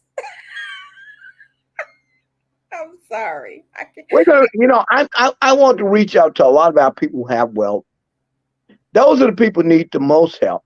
They really do Okay. because they have more money, more resources to waste and to destroy themselves. Hmm. Hmm. All we got to do is look at the Fulton County grand jury and the Fulton County uh, uh, Superior Court, I believe it's called, the High Court, the Court of Record there, and see the docket is filled with well-to-do African Americans who are doing the buck dance. Mm. I mean, I don't want to name these groups because they're in the paper, they're getting tried. I don't want to try them. They're not paying me to be their publicist, and they're Mm. not paying me to be their therapist. So I'm not going to give them any advice. Mm. And Mm. but I met a young man who was playing baseball. He'll remain nameless. And I told him, I said, you just signed a contract. I said, you know what you need? Three things. You need a therapist. Number two, you need an accountant. And you need a forensic accountant to check up on your accountant. And then you need a guy like me, a life coach, to check up on your therapist. Oh, there you go. Wow. Wow. Boy, you tickled me. You have tickled me at this last little bit. That's funny. Um, your second set of kids, you rated yourself a little bit better as a Yeah. father than the first set. Why so? Well, I think I really spent more time studying children. People would say, "What do you mean you know children?" I didn't know the child development. My first son of the second set, I had an opportunity. I was working as a mortgage broker. I spent a lot of time at home, but I was able to observe it and to study him, to learn a lot about children, and just to study. To have children, may not necessarily mean you know children. Mm-hmm. Mm-hmm. Development, to watch them develop the word. I was too busy taking care of the rest of them to really observe them and to spend time and really be intimate with them, to talk with them and to hear them and watch that development. So they got somewhat good, and take two to tango. So the parenting styles were quite different. So there was a clash of parenting styles that I think would have turned out differently had we been on the same page. I see. I don't want to litigate that one. Yeah, that's too Right. fresh. Now, was the household calm in the second marriage, or was it, eventful? Eventful, I see. quite eventful. Or as you all would say, some would say, it was lit. Oh, okay. Now, With were you firecrackers at that. A 4th of July lit. okay? I got a Fourth of July lit. Did you lit, find it? lit, lit, lit with the fireworks going off. Oh my goodness, with the fireworks going off. So, were you guys passionate towards one another? Uh, I don't know about that. I don't know. You have it was, let's put it this way, interesting. So, like, was it like breakup to makeup kind of thing? Do you? Well, we had several breakups Mm-hmm. to make up. Let's just say it was fraught with a lot of difficulties. Right. Lots of difficulties. And I probably leave it at that because, I mean, like I said, I don't need another. I don't need another set of problems. You never know who listens to these programs, and That's true. people, So good people, enough. will, people will tell things and turn it another thing. Did you hear what he's saying? Like I said, I didn't even advertise it on Facebook this time because I got enough issues to deal with health wise deal with a lot of mental health issues for other Right, people right, can't right, deal with right. it. Well, you don't want anybody to come bust your windows out your car Nah, of my house or anything. We don't want or your that. house or anything like that. That's a song, by the way, if you didn't know that. That's unfortunate. That's real with some people. I haven't had anybody bust my out, but I don't want that to happen to Mm-hmm. Mm-hmm. Um, how long have you guys been apart? me. About 2 years. So that's yeah, that's really still very, very recent. You guys haven't been able to grow back together as respectful friends yet. So yeah. No. Mm-hmm. Yep. I can understand that. I want to go back to your boys because you have two sons from that Hmm. marriage. And are you all intimate? Are you friends, or how's that work? Yes, it is a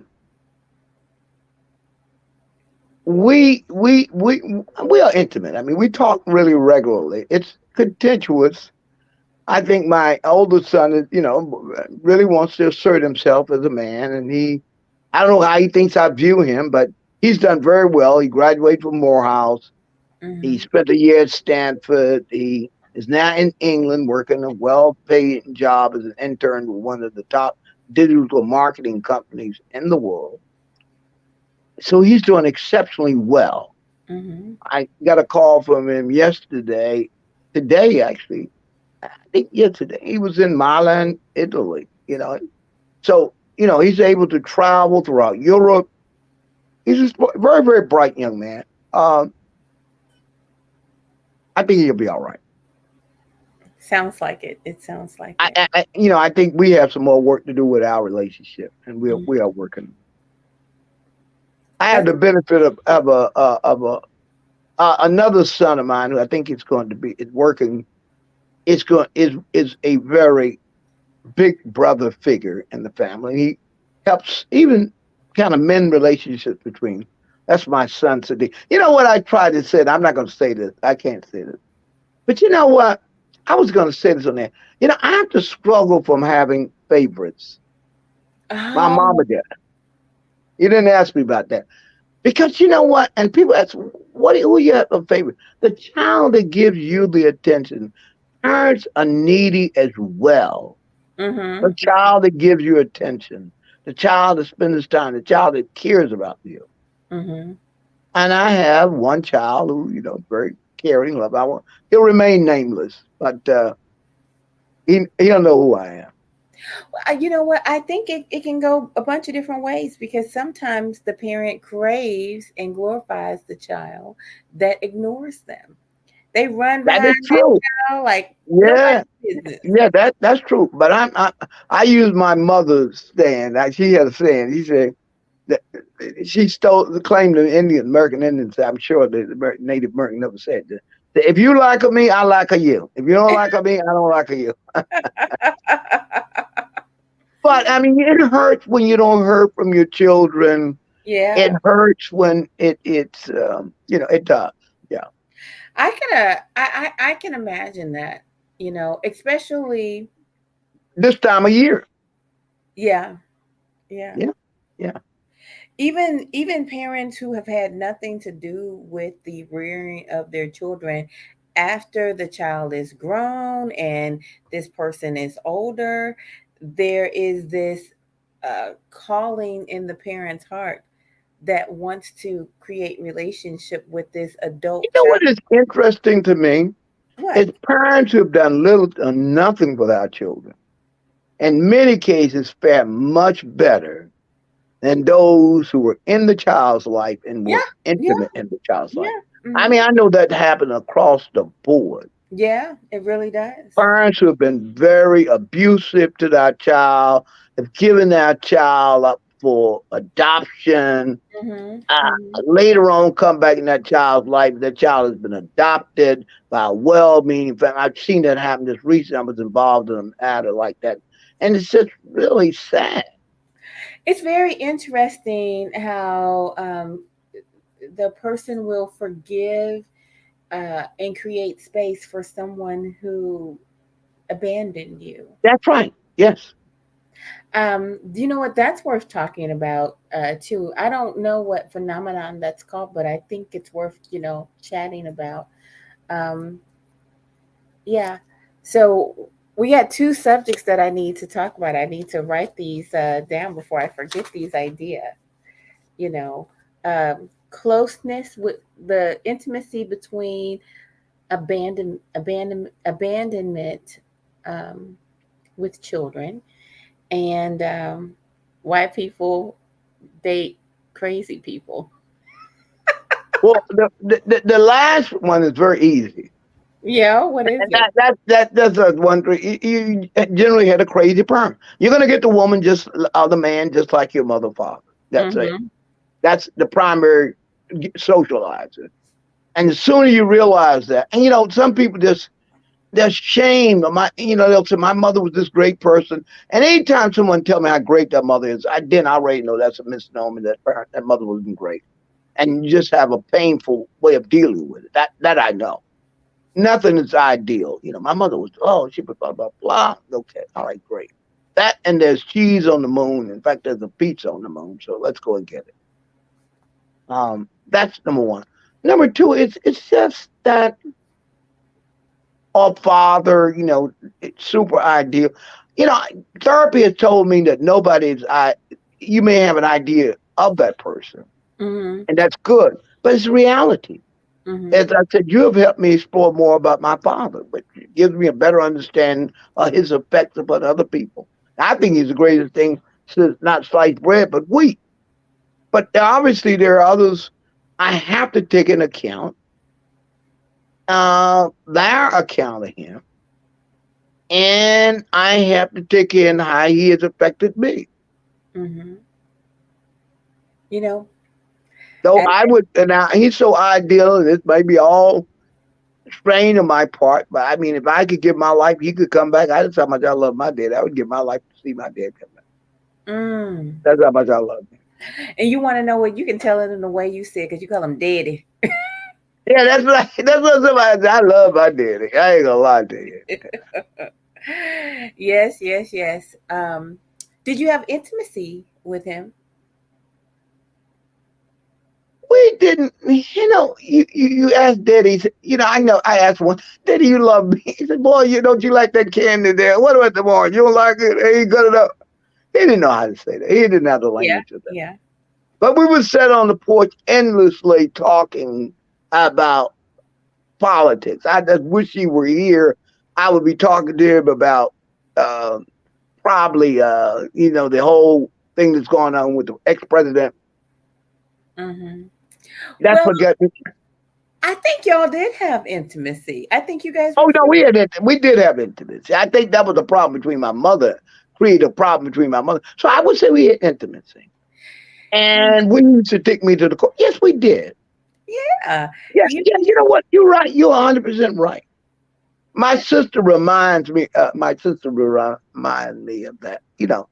Yeah.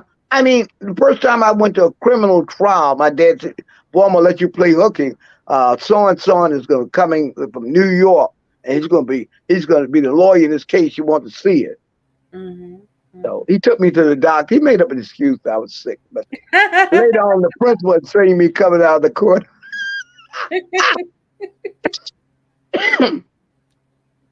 So my dad did the, yeah, we were close. We were very close. We'd read the newspaper and talk about issues. Exactly. So the love was in the actions, Yes. right? So you didn't have to walk around saying, I love you, I love you, I love you. You lived, I No love hugs. No hugs. Yeah. But you lived, I loved you in the way that you guys shared your life, you I know? think it's important for a parent to tell the child in words. I mean, it's 'Cause- very important, but what yeah. I'm saying But is no, no, but yeah, in terms of us doing that, yes, we did. We talked about things and we would argue about things. It was always, I kind of knew my dad was going to pass. Last time I would see him, I had gone back to my hometown to speak at a college, what we call a white college. And hmm my daddy was so proud. And hmm then he asked me what I was going to talk about. So naturally, we would always get in an argument about something. Mm-hmm. And I presented my argument. I was trying to be more forceful with it, win my point. I had that. Sometimes I can be like that, argumentative. I learned it kind of as an art. And when my dad did not respond, he said, "Now you know." That was my nickname, now. And I said something as I got on the plane. I said, I probably won't ever see my dad conscious again. Mm-hmm. Because he would never concede an argument. Okay. So we would argue. I mean, it was fun. But, like, Exactly. not, You probably called him to say something off the wall just to get a rise out of him. oh, yeah, but we were the fake. We were never talk. He was, and I had a brother like that. They never would talk nonsense. As my daddy called it, scattered brain stuff. It was Right. Yeah. nothing, it was always about, it would be about who's going to win the Senate, what the Senate is doing, what they're doing. We would be talking about the world, never really about ourselves. And, Right. I understand that. there were three of us in the family just like that. They didn't talk about that. And I'm I, kind of like that, which has made me, I had learned to just learn recently how to do small talk. Because, I mm, mean, if you talk me, the downside of me is I'm not a small town. And in my profession, yeah. a legal profession, and even as a preacher, you have to talk small talk. Oh, coach, that was the best fish I've ever tasted. I just came. Where did you get that fish from? Oh, well, did you batter it? It made look like it made in heaven. Mm. So So that was you know what? Yeah. That's kind of like that just church rhetoric or whatever. Kind of. yeah, it's the small talk. Miss Lily wants you to talk to her about her furs. And that's why I said I'm not a great husband. Because you have to talk to women about, well, but honey, what do you think? How you think this dress look on me? And they take it off 10 times. You go to the store and hold his pocketbook. And I'm not good at that. But you want to know something? I would say that I am hard to talk, small talk with because the conversation won't stay there very long. Because Yeah. if you ask me, if you want to talk to me about your pies, the pie that you made and whatever, and all these kinds of stuff, oh yeah, I'm gonna say, so where'd you get the recipe? And then you're going to say my mother, my aunt, or what have you, and then I'm going to say, oh yeah, tell me about your aunt, and Yeah. you Yeah. and you'll Yeah. start telling me how much you love your uh, aunt. But I always embrace the emotion and desire behind the words, because I get that someone might have something that is important to them, and they just like to keep talking about it. You know what? I can be good but it's always purposeful. I was down in Tijuana, as they call it, Mexico, my favorite place. And an African American was making a fool of himself in a restaurant. And I mean, just, he was doing the Negro thing, the other thing. He was doing a jig. He was embarrassing himself. So I offered to pay for his meal to calm him down. And then I said, "Where are you from?" And he said, "Los Angeles." I said, "Aren't you from St. Louis? Do your parents are from St. Louis?" He acted like a brother from St. Louis, I know. And he was. But I've gotten to know our people. I can almost tell where you're from. I don't care whether you migrate to these northern cities. Where are you? I've ran into another brother. Man, he said, "I'm from Los Angeles." I said, "You're probably from Texas or Louisiana." He said, "I'm from Louisiana." I said, "I knew you were." I figured that. Because there are idioms. There I, is cultural idioms. There are little small things. yeah. And I travel around the United States enough. I've known our people. The people in the northern cities. If you're from St. Louis, you're originally from Mississippi, not or Arkansas. And Hmm. I can generally tell a Negro from Arkansas, the difference between a Negro from Mississippi. That's Louisiana. Well, first place, a person from Louisiana is generally not going to migrate. It's funny, they don't migrate to. Too many people in Louisiana don't migrate to St. Louis. So the migratory pattern.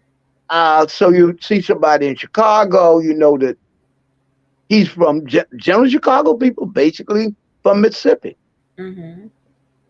which brings up another issue that we have to talk about at another time. I think really we should identify with those counties which we came from. Hmm. Hmm. The I county think that we, I think there's a There's a migration pattern map that was created. Yeah. Yeah, I think so too. I just know it by heart. I know it by head. I know where people come from, and and then I know names. Like I Hmm. ran into a lady recently, and I said, we were talking about the civil rights movement. I said, you can't forget the other people participating. And then she said, my uncle got killed coming back from Georgia. I said, your uncle is Mr. Penn. And she said, yes, that's my uncle, Colonel Penn. I said, right. And I said, you're related to the Penns of Lynchburg. She said, Hmm. that's right.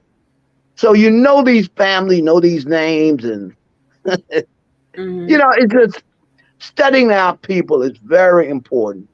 Uh, but I'm very interested in people, and so that's how I would talk to people.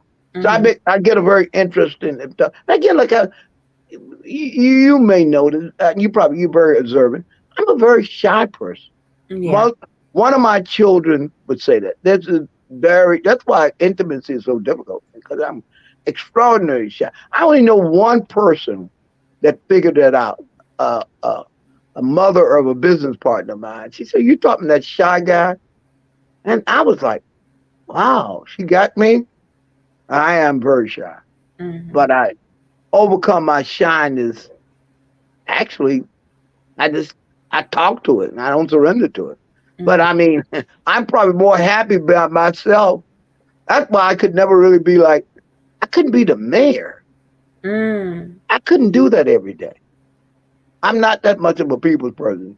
And this year I'm up for reelection, so I'm going to be, you know, on the campaign trail, and I got to do it every day until June the 6th. Well, some people recharge alone, and some people, I mean, that's how I define, whether you're introvert or extrovert. If being with people recharges you and you find that receiving their energy recharges you, then I would say you're an extrovert. And if you recharge well alone, then I would say that you're an introvert, regardless of how outgoing Yes, yes. you And I know I'm an introvert. I mean, I'm much more comfortable by my alone. are. Hmm. I I I I I I I was with someone today, and I really didn't want to be. I mean, I was taking hostage. They just called the person up, and they just wow, they kind of took me as a hostage. And I really wanted to be here, and I was glad that this show was coming up, so I got a good reason to be at home. But I had a whole stack of books to read, and I'm newspapers I'm behind in, and For me, I when I'm with people, I really absorb other people's energy and the presence. I am very in tune to people, and so I need to recharge alone so I can have purity with my own energy. right. I And knew that because people do drain you, and they take your energy. you know, But I don't say they drain you, but they need your energy. You give up a lot of energy. Sometimes I go out and I shake hands and talk, and I just came. I refuse to be what I see many preachers and many politicians. Most do. They're mhm. uncomfortable with themselves. They don't sacrifice themselves. They're really bored and pissed off with people shaking their hands. I knew a congressperson from your area, and he was a very cold guy.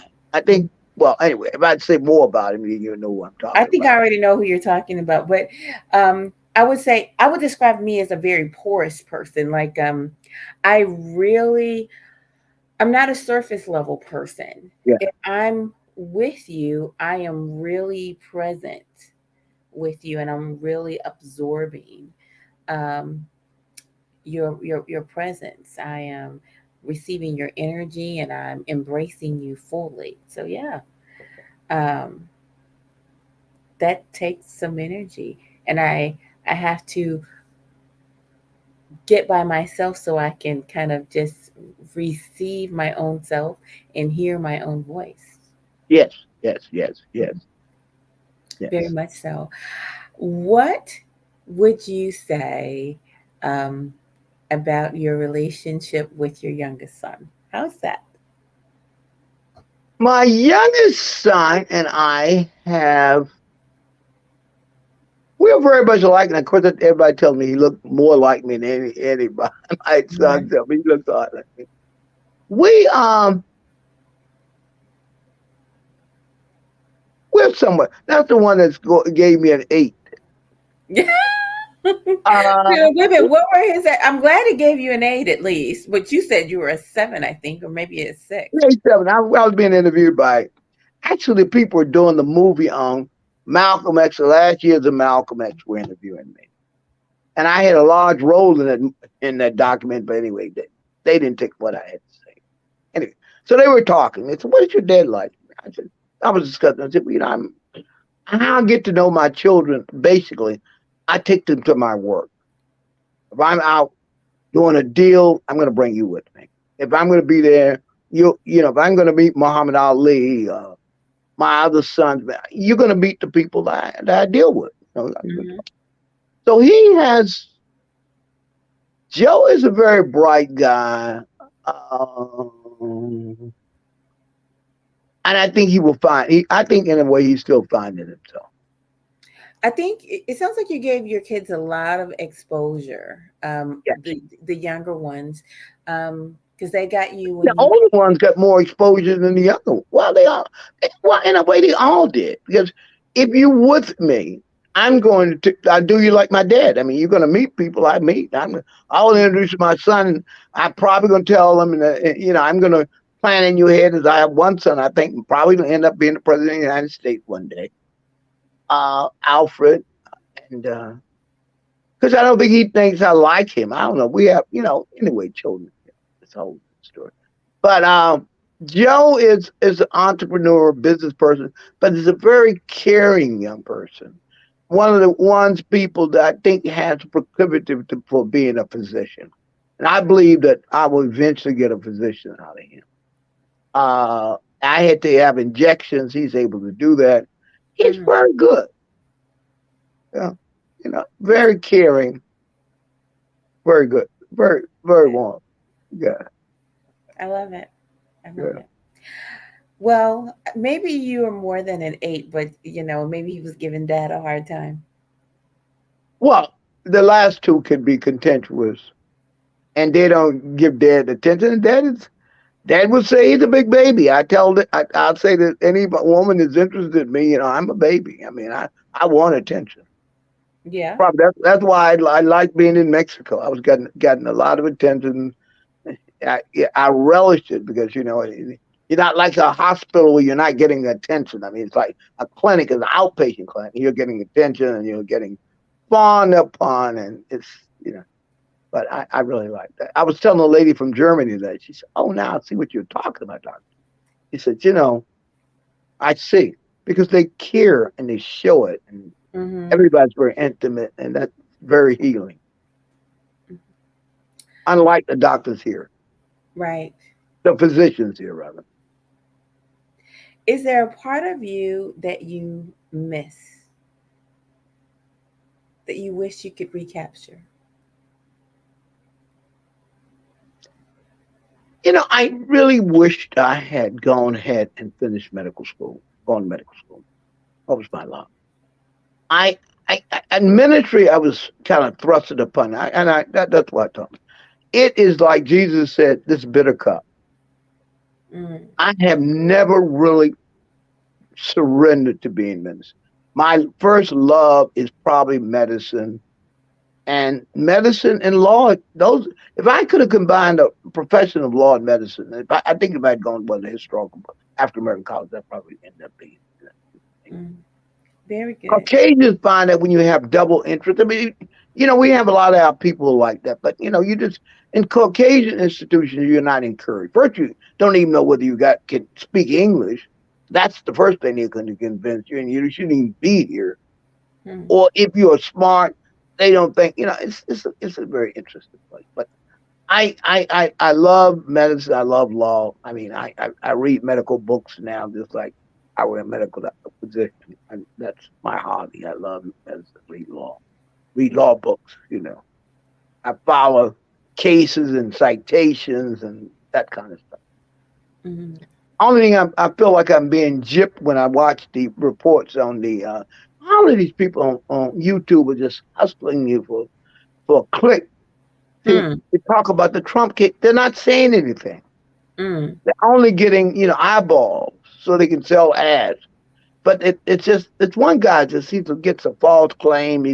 This is a judge rule that. When you look at it, it wasn't. I like to actually read the decisions and the opinions. So, Anyway, do you plan on reading the January 6th report? I probably will, but I prefer reading indictments. Hmm. I see. I see. I see. Listen to I you. I would probably read the indictment, all the legal papers to the young man that was arrested down in uh, in the Bahamas, and probably will end up in his trial. I haven't watched the judge. I go to a lot of times. I have spare time to go to courthouses and witness trials. I I see. love that. Again, that's from my dad. That's the part I reclaim. That's very interesting. Yeah. Now, the title for today was "The Man in the Mirror," Virgie May's last son. What do you see as the man in the mirror? A very complex person, Hmm. a man that's given to learning, a man who's probably the epitome of loneliness, accepts it, Did you say the reluctant. epitome of loneliness? Yes. Okay. Um, an introvert that is forced to be an extrovert Hmm. because of the nature of the work. And perhaps if I could, I would probably be somewhere in Tijuana, Mexico, with a stack of books, somewhere hidden or somewhere probably warm or somewhere, walk the streets and just be anonymous and not really. But the pressing issues of African American, and I have to say that one thing my father impressed upon me all the time, made it an obligation. Everybody I came in contact with, it's like written all over me that I'm a, what one guy at the University of Wisconsin called me a philosopher king. There are people who can be a king and ruler, but they're not learned. Hmm. I am happen to have both abilities, and also it's interesting, introverted, extrovert. So I would say that a person who has lots of talent is rather probably doing something else than what I'm doing, but feel an obligation to lift my people out of it. Mm. Feel that I am very responsible and worry day in and day out that I won't complete the task. Okay. That God will give me the health and strength and the life to complete the vision, or at least to pass this on to others that they will carry on this vision. Because I'm convinced that we as a people and all of this pain that I've gone through has been training ground. And as I explained to one of my nieces, I think she partially got it. So I can understand her being bitter about, some things I said about her mother. Is that she said, I think you're you know, trying to heal the generation curse. And that's what I feel an obligation. As I look back on my mother, I look back on African Americans, and that's why I brought that up. And that's very hard things. I could have been a serial killer. Well, who knows? Some investigator may investigate me, but the point is, I'm not. But I mean, the thing is, what I'm saying is, I have sympathy for a lot of our people, and I know that 80% of what they're doing, I just think I know I'm extraordinarily blessed, and I now know the hand of God was upon me.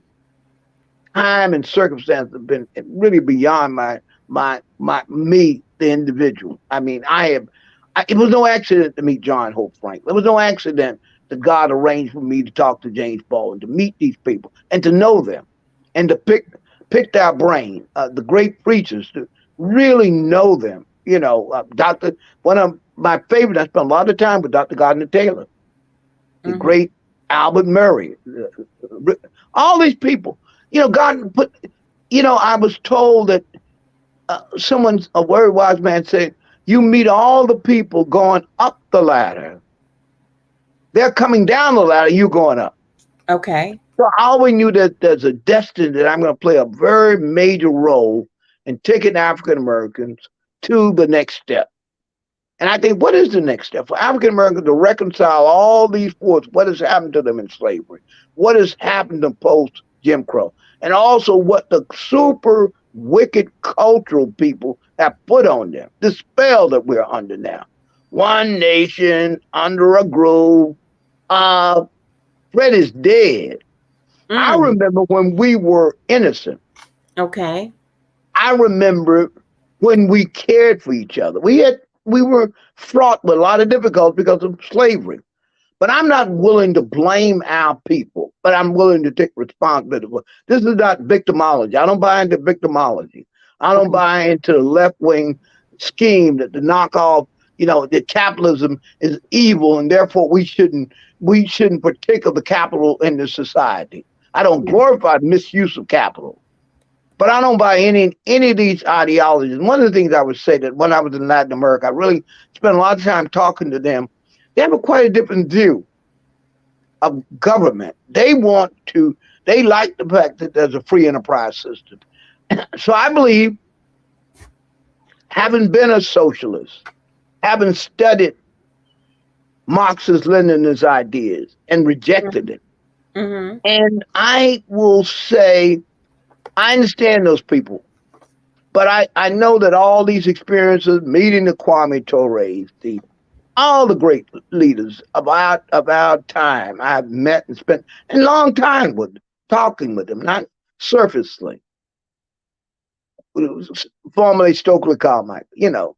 Uh, so when you've done that, God is preparing you. That's been the school. It's been an institution. Glenn Lowry, men like that, great mind. You know, you had the opportunity to spend so much time with Gardner C. Taylor. Can you tell us a little bit about that relationship? Yes, I had been told, heard, and I always am very dismissive when people tell me this is a great preacher. And I'm very critical of preachers. I'm going to get to one preacher right now that's in the news, but I'm going to get to him. And I know him too. Not well. I know his father. But Mm-hmm.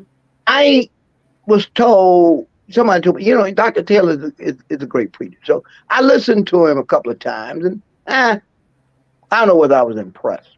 Mm-hmm.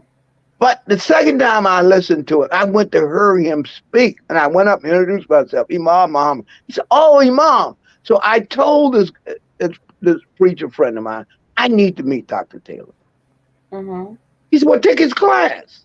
Hmm. And I took his class, The Art of Preaching.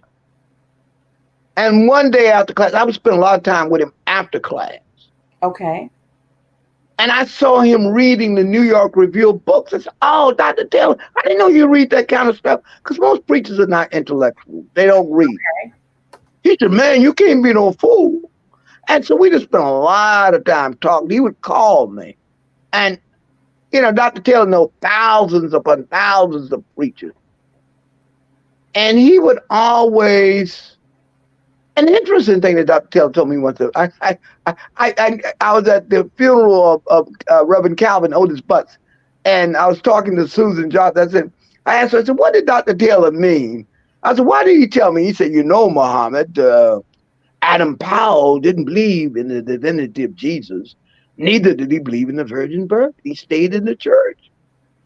He said, Muhammad, Howard Thurman, he knew Dr. Thurman was one of my favorites. He said, Mm-hmm. Thurman did not didn't believe in the divinity of Jesus. Neither did he believe in the virgin birth, and he stayed in the church. I said, Mm-hmm. "Oh, is that so, Dr. Taylor?" But what he was really saying to me, Muhammad, you have an invitation to come back to the church and pastor, and you can preach whatever you want to preach. That's what he was really saying. He was cryptic. Mm. But we were very close. He would call me. I would go where he would preach at. We would talk. Mm-hmm. Mm-hmm. And he would even share with me a lot of his own pain, his I see. nervousness when he preached. And he asked me, he said, why do you think that is? And I said, man, I think not. Still, it's great. But yeah, we're real close with him. I mean, I became very extraordinary close with him. Now, in what part of your, how old were you when you met him? I was in my 50s. You were in your 50s. Yes. Now, I, he was born, what is it, in 1918, and he didn't pass away until he was almost 197. Yeah, and you know, and my that was my. I had said if I was in Arabia, I would go to his funeral, and I had just gotten the diagnosis of cancer. For some odd reason, I didn't go to his funeral. It was just too much to bear. Mm, I didn't go to his funeral. I really regret it because I promised myself that I would go. I see. He was a man I loved dearly. I mean, Mm, you know, and he never asked me about my differences. I know what he believed in. You know, and he was an extraordinarily brilliant person. One of the most brilliant men I ever met, and one of the most well-read men. mm-hmm. Most preachers are very surface. Okay. They don't read anything. If they read, they they read for the purpose of just talking. There's one very famous preacher that spoke at Aretha Franklin's funeral. And I said, you know, he doesn't engage in run on sentences. He engages in run on paragraphs. His Oh, whole thing is just a jam of you know, it press, I'll tell you what I'm talking about. But I want to talk about another sad preacher that I know, more casual, but I know his father very well, Jamal Bryant. mm-hmm. And I'm really disappointed with his daddy, John Bryant.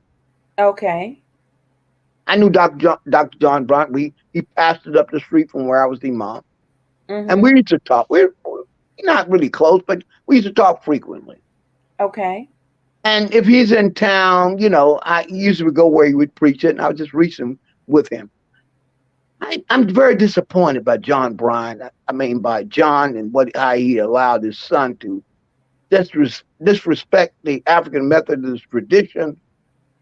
I'm a big traditionalist. If you're in a faith community, I think you should follow the discipline. I see. I see. You know, I wouldn't be in a faith community and not follow the disciplines. That's, you know, if you say you're Baptist and you're AME, you're supposed to sprinkle. You don't supposed to engage in submersion. That's the rule in order. But the only reason they let him do that, and he's an errant child, John should be ashamed of himself that he allowed his son to do that. And then I've seen the AME punish other preachers, and they don't punish Jamal Bryant only because he's a prince of the church, is a bishop's son. And I know his granddaddy, Bishop Harrison Bryant. So, you know, I don't really. I mean, here's a guy who will go and say he wants reefer be grown on the church grounds. Um, he's what you call a retrobate. That's what I call him, a retrobate. And a retrobate is a person that a retrobate. It's in scripture. Kind of know Yeah, I exactly what it understand is. what a reprobate mind is. I understand that. That's why I said Oh, wow. you know, okay, good. Yeah, well, that's why I said wow. Yeah. So that's a play. Well, you know, and let's define for our audience that may not know that a retrobate is a person that actually he has closed off the possibility for the Holy Spirit to come into. And as I told what I love about Cornell Weston, every time I see him, we talk about preachers, and we were talking about, he was the one who told me to go and hear Jeremiah Wright. Mm-hmm. And I was asked, we were talking, who is the next preacher to God to tell? And he said, well, you have to be Jeremiah. I'm not impressed. I think he's a brilliant, mangled mind. But I guess the preacher I'm the hardest on is Michael Eric Dyson. That's who I was going to get to. Okay. I was totally embarrassed as a preacher when he spoke a rap at Aretha Franklin's funeral. Hmm. It was just a lot of words just strung together. And I mean, I take ordination very seriously. Right. If you're ordained, you have to be loyal to the word of God as you understand. You have to be Mhm. really serious about the mission that Jesus Christ, that you promised, that you carry his word. Now, I know people say, well, Alfred, how could you say that when you are a Muslim? Well, I tell people I'm a Muslim, but I understand Christianity substantially different. But I think I'm like Howard Thurman. He said, I believe in the religion of Jesus. Hmm. So I think I'm by that standard, I will hold myself to the tradition. And again, like I said, if I didn't have this calling, I'd love to not have it. I mean, I don't argue with it anymore. I know God, this is what God wants me to do. Okay. But if I had my choice, and it's almost like the Garden of Gethsemane when Jesus said, if this bitter cup and this cup it were to pass, I would say, not my will but thine. And I would say that. And as I was telling Dr. West, I said, he said, there are certain things I can't do if I were ordained. I have great respect for that. I couldn't support rap culture. I couldn't support the culture of the world if I'm a Okay. pastor. You know what I mean? I can't Okay. pick up now. That guy who's a congressman who could be the Speaker of the House. He can go on the floor of the House and disgrace us with Biggie Smalls, Oh, but he's not claimed to be a preacher. right. But we're not called. We're to call people away from Biggie Smalls. We're not called people to Biggie Smalls. We can be observant of Biggie Smalls, but I'm not going to Tupac and all those guys. I'm not calling people to those in Jay-Z. We're calling people to the way of God. Okay. And I think preachers should be serious about that. They should be as serious as I am about trying to stay as far away from some sins I've committed. You know what I mean? That's what I'm saying. It is God that rescued my mind, Okay. that I wouldn't have been end up like Clarence Little or some other serial killer, African American serial. There a Mm. few of them have ended up that way. Okay. Because that impulse had come across to me. I mean, you angry, period. And Is if there a I had particular answered up, person that you remember wanting to kill? what was a whole lot of people? Not anybody in particular. He said it's a list. I Oh, don't know. I've had fantasies of just, I could have, I fantasize about that. It's, wow. yeah, yeah. But Wow. maybe 7 or 8 times in my life, I've had that fantasy come across. Wow. That's something right there. Yeah. That's something right there. Well, this has been just a tremendously fun, interesting, exciting journey um, with Are you. there any callers? No, we don't have Okay. a caller. What I did was I went through the questions that were submitted, Okay. um, that were submitted along the way, and we've kind of gotten through those. Is there something more that you'd like to share? I don't know. I was. I just thought about it. I said, I hope the cops, as they get declared whether they don't come looking for me. Because you say things like that, ideation. Let me just be clear here. I've never acted on any of those thoughts. Well, yeah, I don't think you know what the thought police is not coming for you. At least not Well, here. yeah, yeah. But whoever listens. But I mean, like I said, I'm being very confessional, and I could say the rage.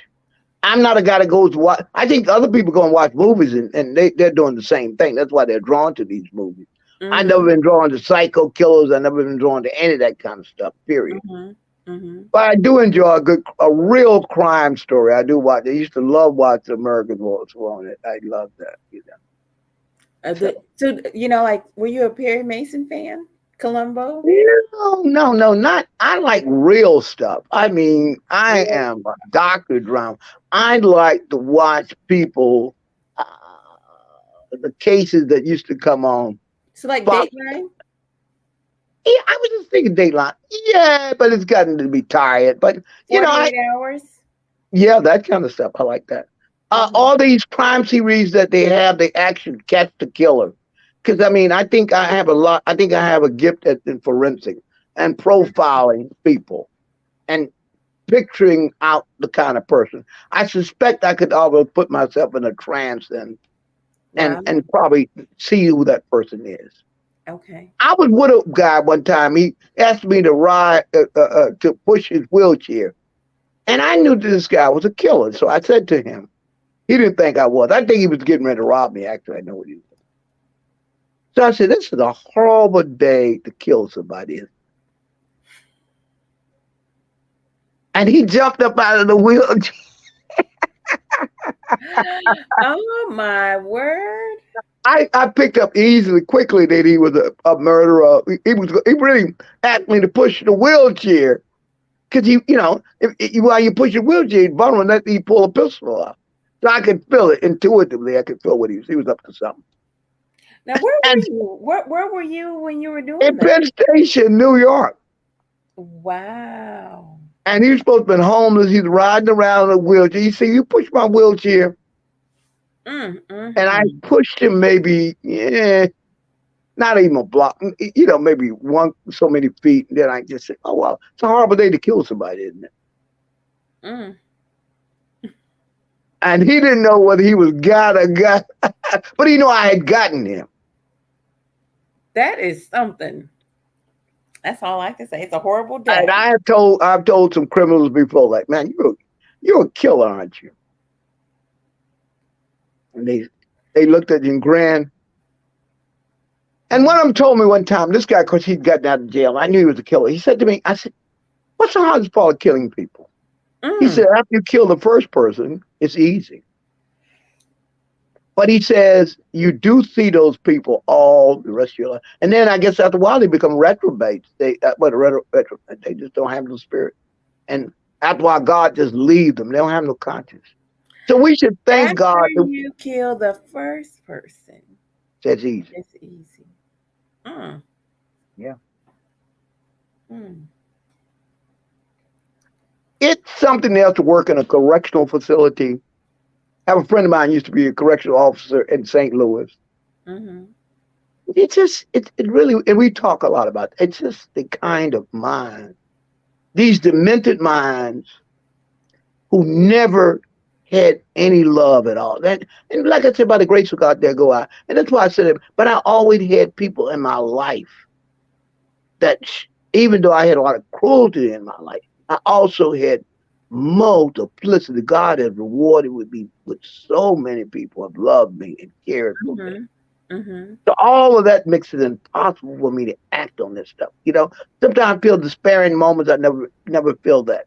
Those thoughts don't come because I just think about the mercy of God and how many people I've met, the good people, the sincere, pure people I've met. Thank goodness.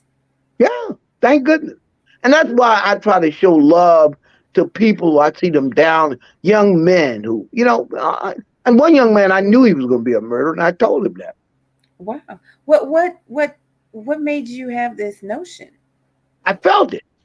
Well, I mean, if you grew up under what I've grown up under, and you've been around, had uncles who have cut people and probably murdered people, you can feel it.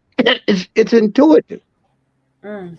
Mm. This young man asked me for a job Mm-hmm. as a counselor. I said, you know what you really need?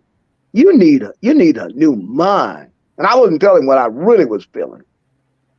So he got a job. He's now in prison charged with murder if he Mm. hasn't been convicted. Wow. Wow. But a man that nobody ever stopped, nobody ever talked to him. And see, I think all throughout my life, I always had people who saw in me sometime when I couldn't even see myself, Wow. envisioned me with greater things than I could see. I've never had a year of my life that I Mm. didn't know the merciful God had sent people into my life. And that's why I am so convinced that we have to build an urban peace ministry to come into these young people's lives, to guide them, not so much to religion, to guide them to being a human. So it's Yes. human to get angry. It's human to have rage. It's human to have all kinds of fantasies. Mhm. Mhm. And But the I think devil, that that's a good place for, we come full circle because I mentioned at the top of the show is that that's where what I'm really chasing here is a place where we can all have permission to be human, just because so often people externally try to stuff us into the boxes of whatever role that we're doing in the yeah. moment. And I want everybody in the audience to know there's nothing wrong with having thoughts, ideations. Mm-hmm. What is wrong is to act upon them and hurt other people. Mm-hmm. And one thing I was decided when I guess that's why the rage, because the rage was in turn on me. I never wanted to act it on anybody. I always said I never wanted to be like some of the people I've come in contact with. Wrong Has with the me. has the rage diminished? Yes, yes, it has. It has. Yes, it's gone. It's It's like gone? yeah, it's gone. Yeah, What made it leave? the mercy of God, meeting these great people, knowing that God has been operating in your life. Great therapy didn't go away. It was there. Anger was there, but continuously talking about what has happened, accepting it, and accepting that it's human that you can feel this way. You don't have to act this way. Mm, So those who deny and they don't feel they got rage, they're the most dangerous people. To acknowledge your fantasies in not to act on them is very human. To act on them is a psychopath, meaning that you have those social feelings toward people. mm-hmm. Well, Um, so as, now, and realize that I guess this is a real spirit to realize that you're owned by God. You don't have a right to even take your own life. So mm, even when I've had I'm not near suicidal ideations, desperation, you don't even have a right to give or take life. mm-hmm. Now, first, I was operating as a child. It was a fear of God and God and the fear of going to hell. But after a while, it became a thing that I felt, and that's why I said then it became love. And Mm-hmm. then I realized how merciful God has been to me. With all I've gone through, how many people can say that they have met people like that and had intimate moments with great people such as this? That's no accident. So I have obligation to others who I meet along the way. And whether I'm in an airport, whether I'm on a plane, I'm always going to be trying to pick someone up, Okay. especially us. You Mm-hmm. know, I feel I'm ministering every day. And when I was in Mexico, I was ministering to people. What is a minister? A minister, come to God, come to Jesus. No, no, not that. I met a lady from Germany. She had just arrived. I tell you the story. And I could see she was lonely. I could see she just had come, just got off the plane. She was coming for treatment for cancer, she had breast cancer. So I went up to her and I said, you're waiting to go to immunity therapy. So she said, yes. I said, you're in the right place. I said, stay with us. You're good. You're going to be good. Oh, that was Everything's really going to good. be all right. And we went to the clinic and I was able to minister to Mormons. Actually, it's very interesting. The people didn't even know I was a minister, but they were just drawn to me. And I will always be encouraging. Of course, I told one guy, I said, do you believe this is going to work for you? He said, I don't know. I said, well, you know what? You don't believe it's going to work, I wouldn't pay $6,000 a week if I didn't believe it. I think you should leave. Oh, wow. I want to go back to this Okay. journey that you're on to help people feel more human. I think that's really where we connect, because that is a journey of mine as well. How does being a councilman help you do that? Well, it is, people call you as a councilman for all kinds of things. I had a man I met at a family. We had these political I guess it's an annual day, like every political city. They have some event they call it the clan bake, annual clan bake. And so one lady heard me talking to somebody and said I was a preacher. So her husband said, I just want you to come by my house. I'm saying, usually I don't visit houses because I don't want to get in. I don't know. It's also my intimate issue. But anyway, I made it by there, and they just wanted me to pray with them, just be with them. Okay.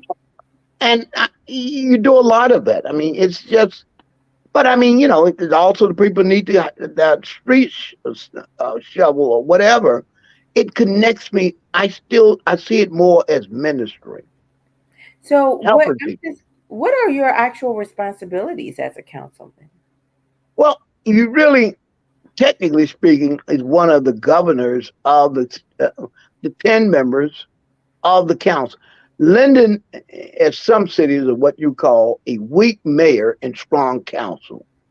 So Mhm. anything that the mayor will want to do, he has to get the approval of the council, the majority of the council.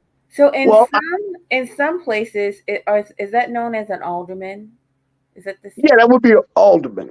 Both, of course, aldermen and cities that have aldermen, they have a bit of. It seems that position is more powerful. But council people, depending on the form of government, there are two forms of city government. It's called weak council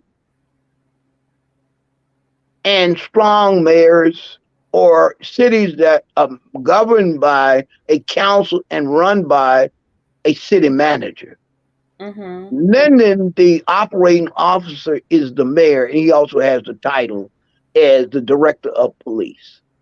Mm-hmm. That's his two titles.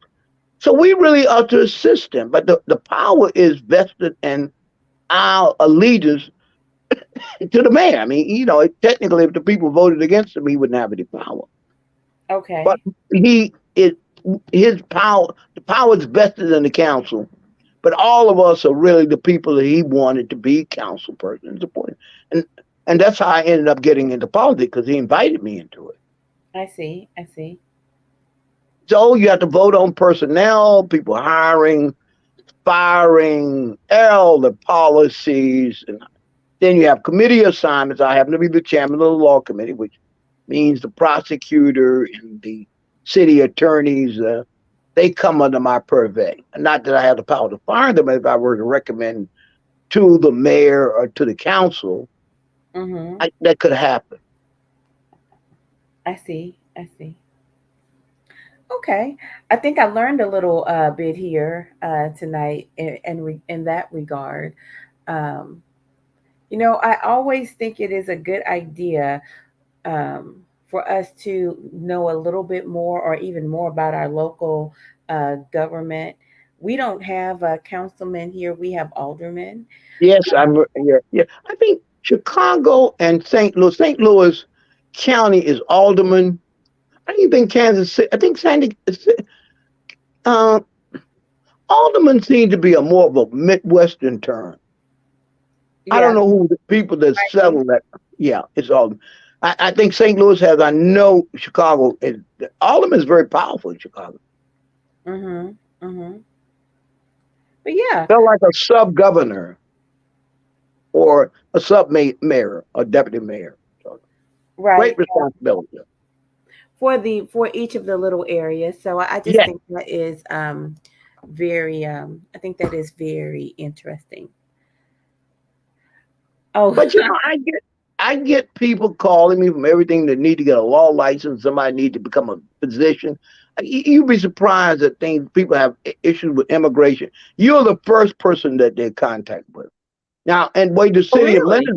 Yeah, yeah, you're the first person. You If are they our have a local problem with contact. immigration? Well, then you refer them, and they feel you can get them to places that it's fruitful.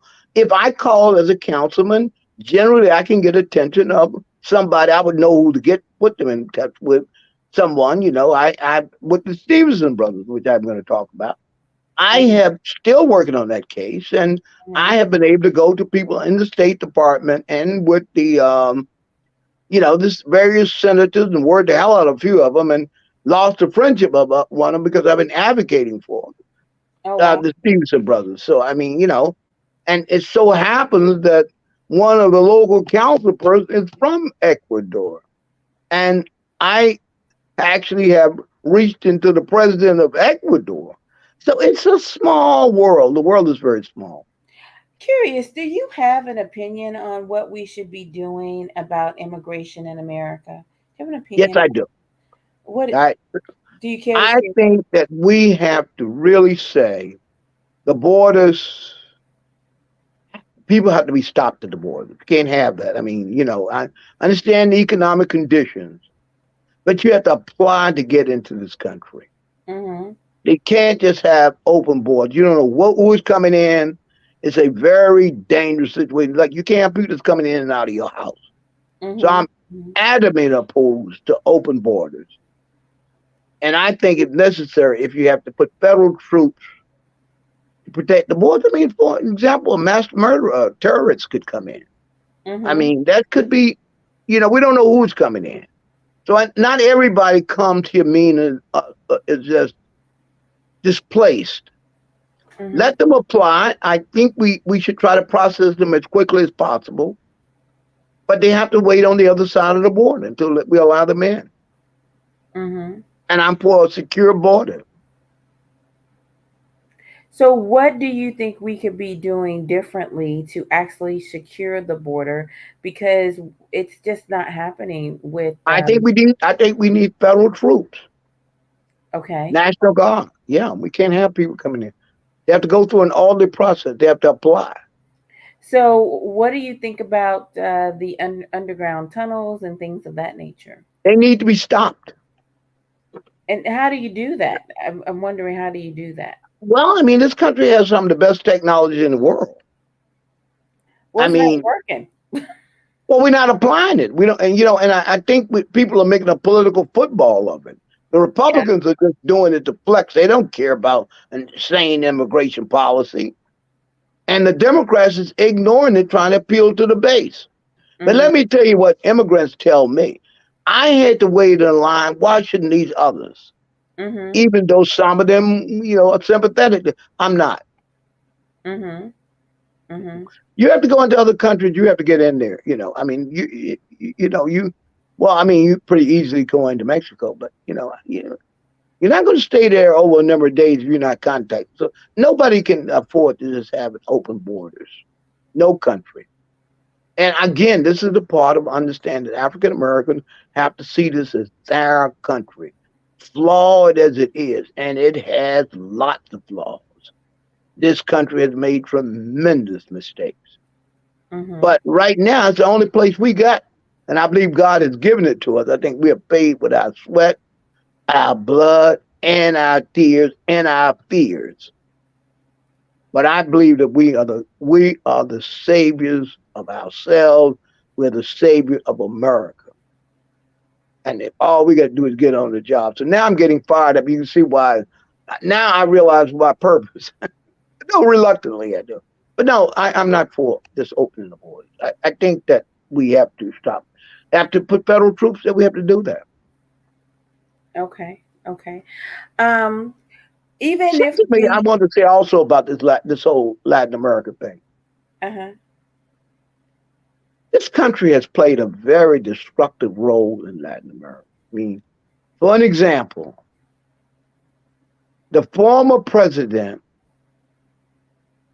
of of Honduras, Uh-huh. President Zaila, because America didn't like him, President Obama, along with Mr. Clinton, and the Canadians overthrew a duly elected president.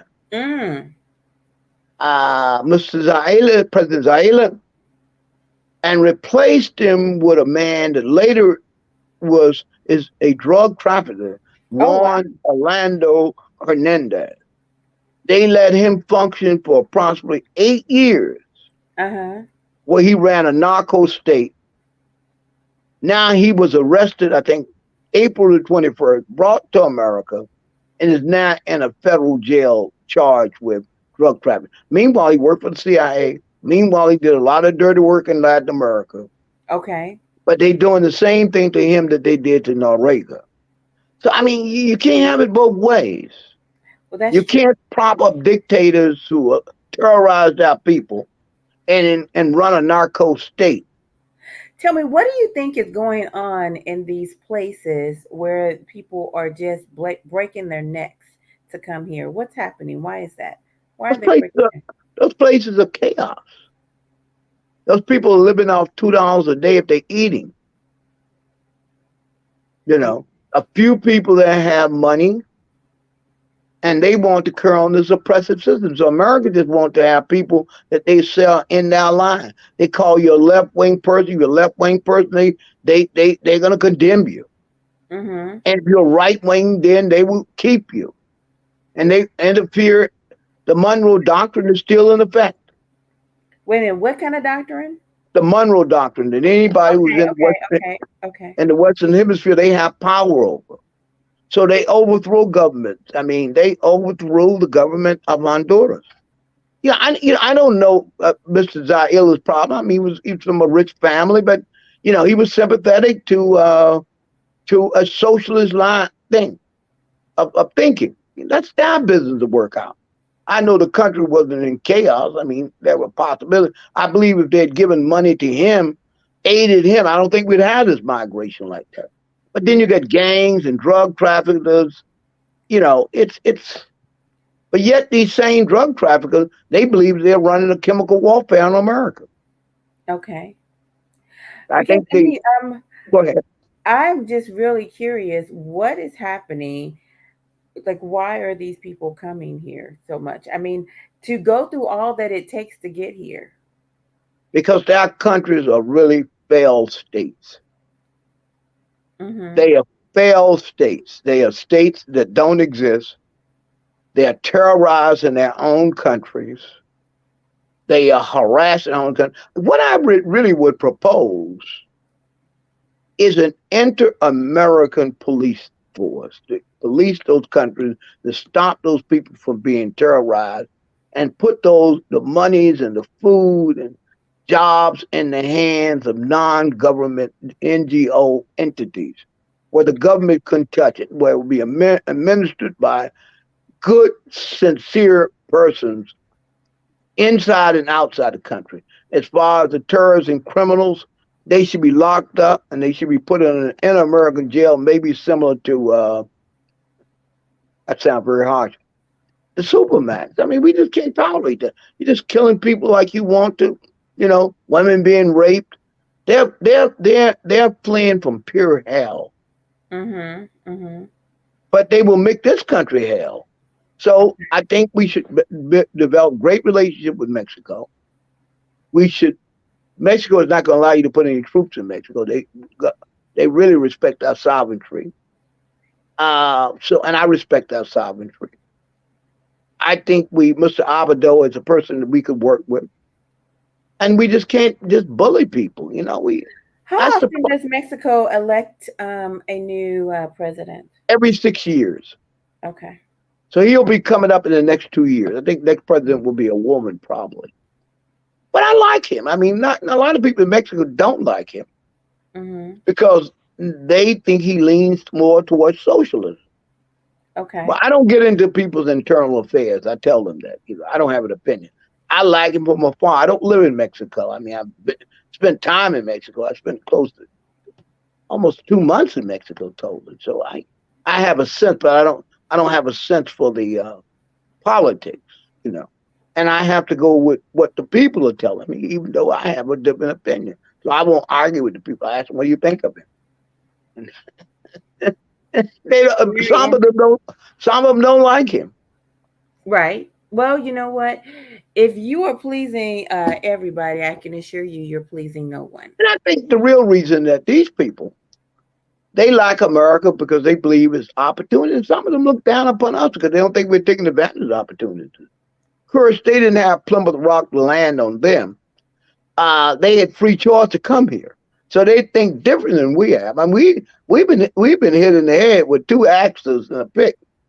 And we Mm-hmm. no wonder we feel the way we feel. I'm not going to deny us that. That's why I heard people talking on some of these talk shows, and they're telling us to embrace America. Yes, I embrace America, but also just as I said, if a person has been abused, misused, you got to recognize that pain. Otherwise, you're not to be human. And I think America has the potential to be the most human country. but I'm not going to deny people's pain and people's hurt and the abuse that the United States of America has predicated on people. That doesn't make me an anti-American. That makes me a true American, a real patriot.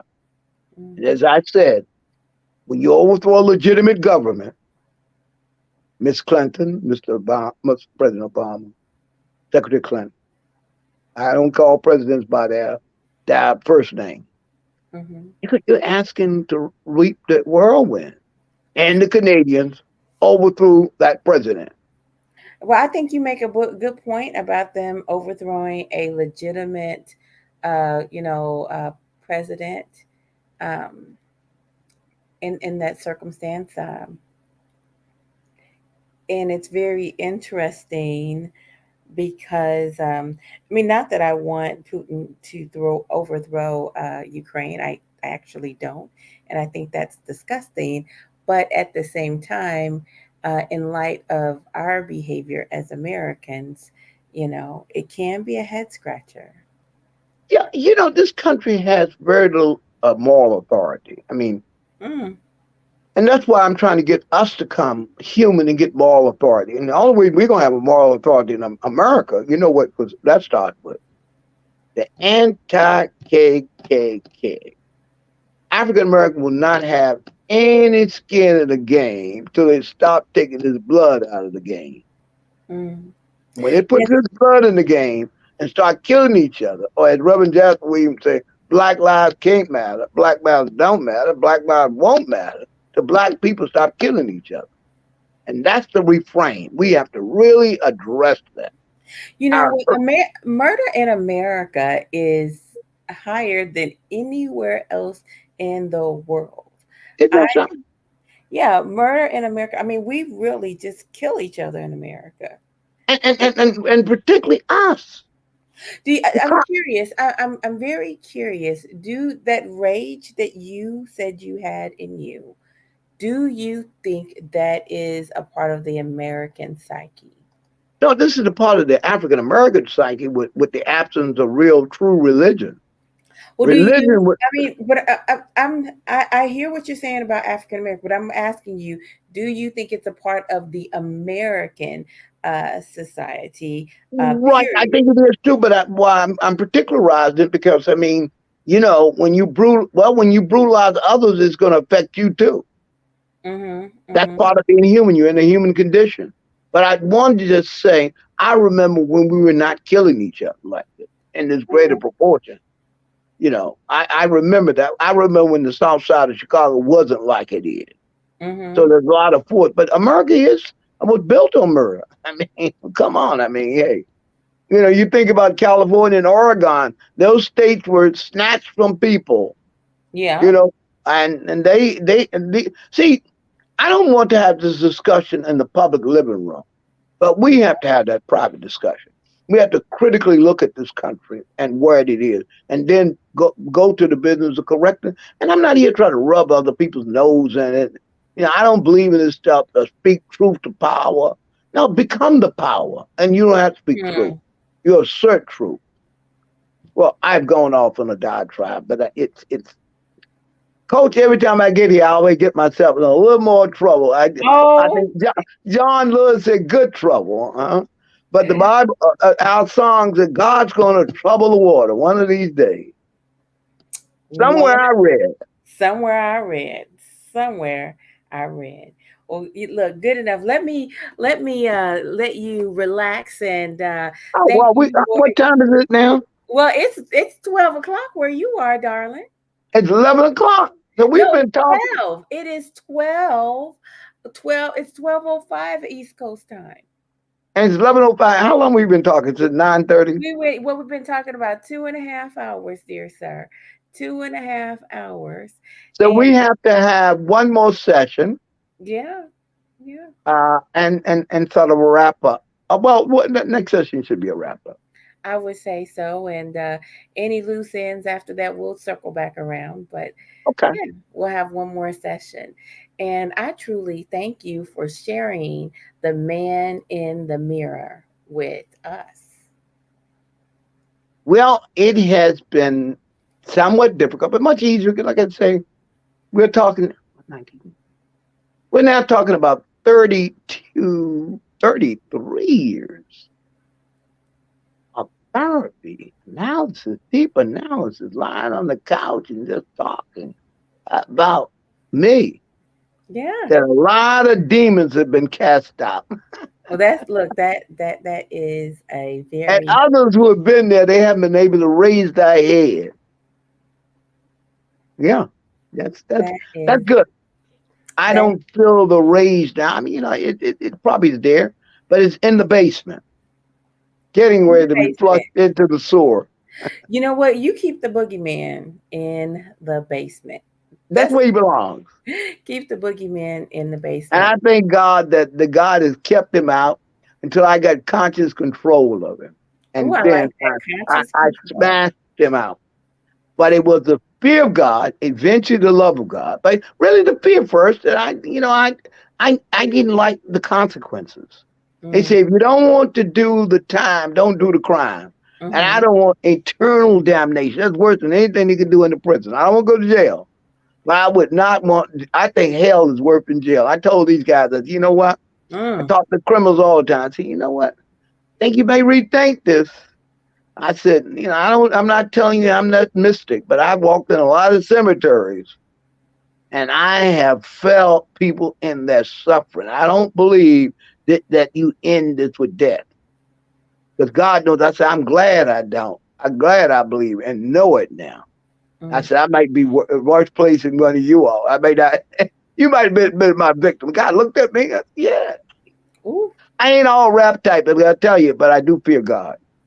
And I yeah. think that's what our people have to get back to, that they have to be tied to God. Probably first fearing him and then eventually loving him and loving his creation. I think what happens with all our people, probably happened with my dear mother. She feared God, but she didn't love God's creation. Mm-hmm. And Mm-hmm. when you love God's creation, that means you can't even mistreat a cat. Mm. And I've grown to love God's creation and realize I'm not God. Hey. So now I don't have the right to punish the creation. And I'm saying this in closing. I've been saying how many times in closing, be like another famous Muslim personality. He said, as I take my seat, and he never takes it, but I'm going to take my seat. Thank you. Well, good. I think that's a great place to end. Simply put, love God and love people. Yes. I That is don't a believe you really love God if you love people. If you don't love people, mm-hmm. I don't believe you can. I'll just say a yes and amen to that. Thank you, Let us pray. Go ahead. Go ahead.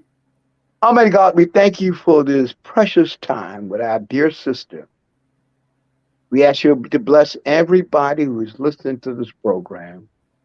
Bless especially the sister who's facilitating this and allowing the spirit to come through her and to ask these questions. So I am convinced, God, these questions did not come from her, but came through her, from you, for our audience.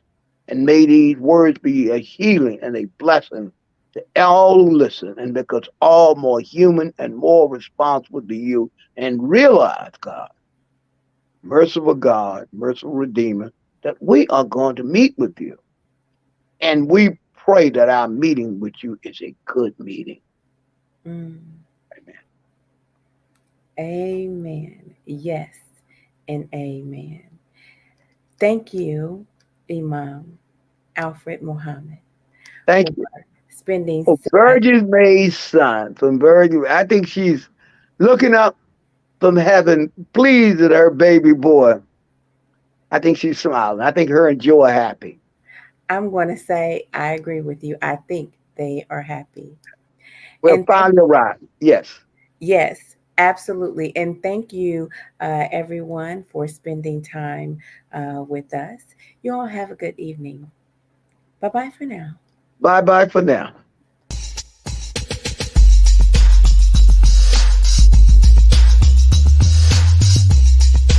You're winning.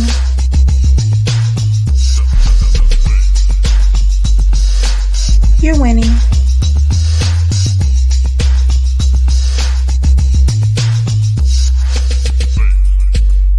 you're winning.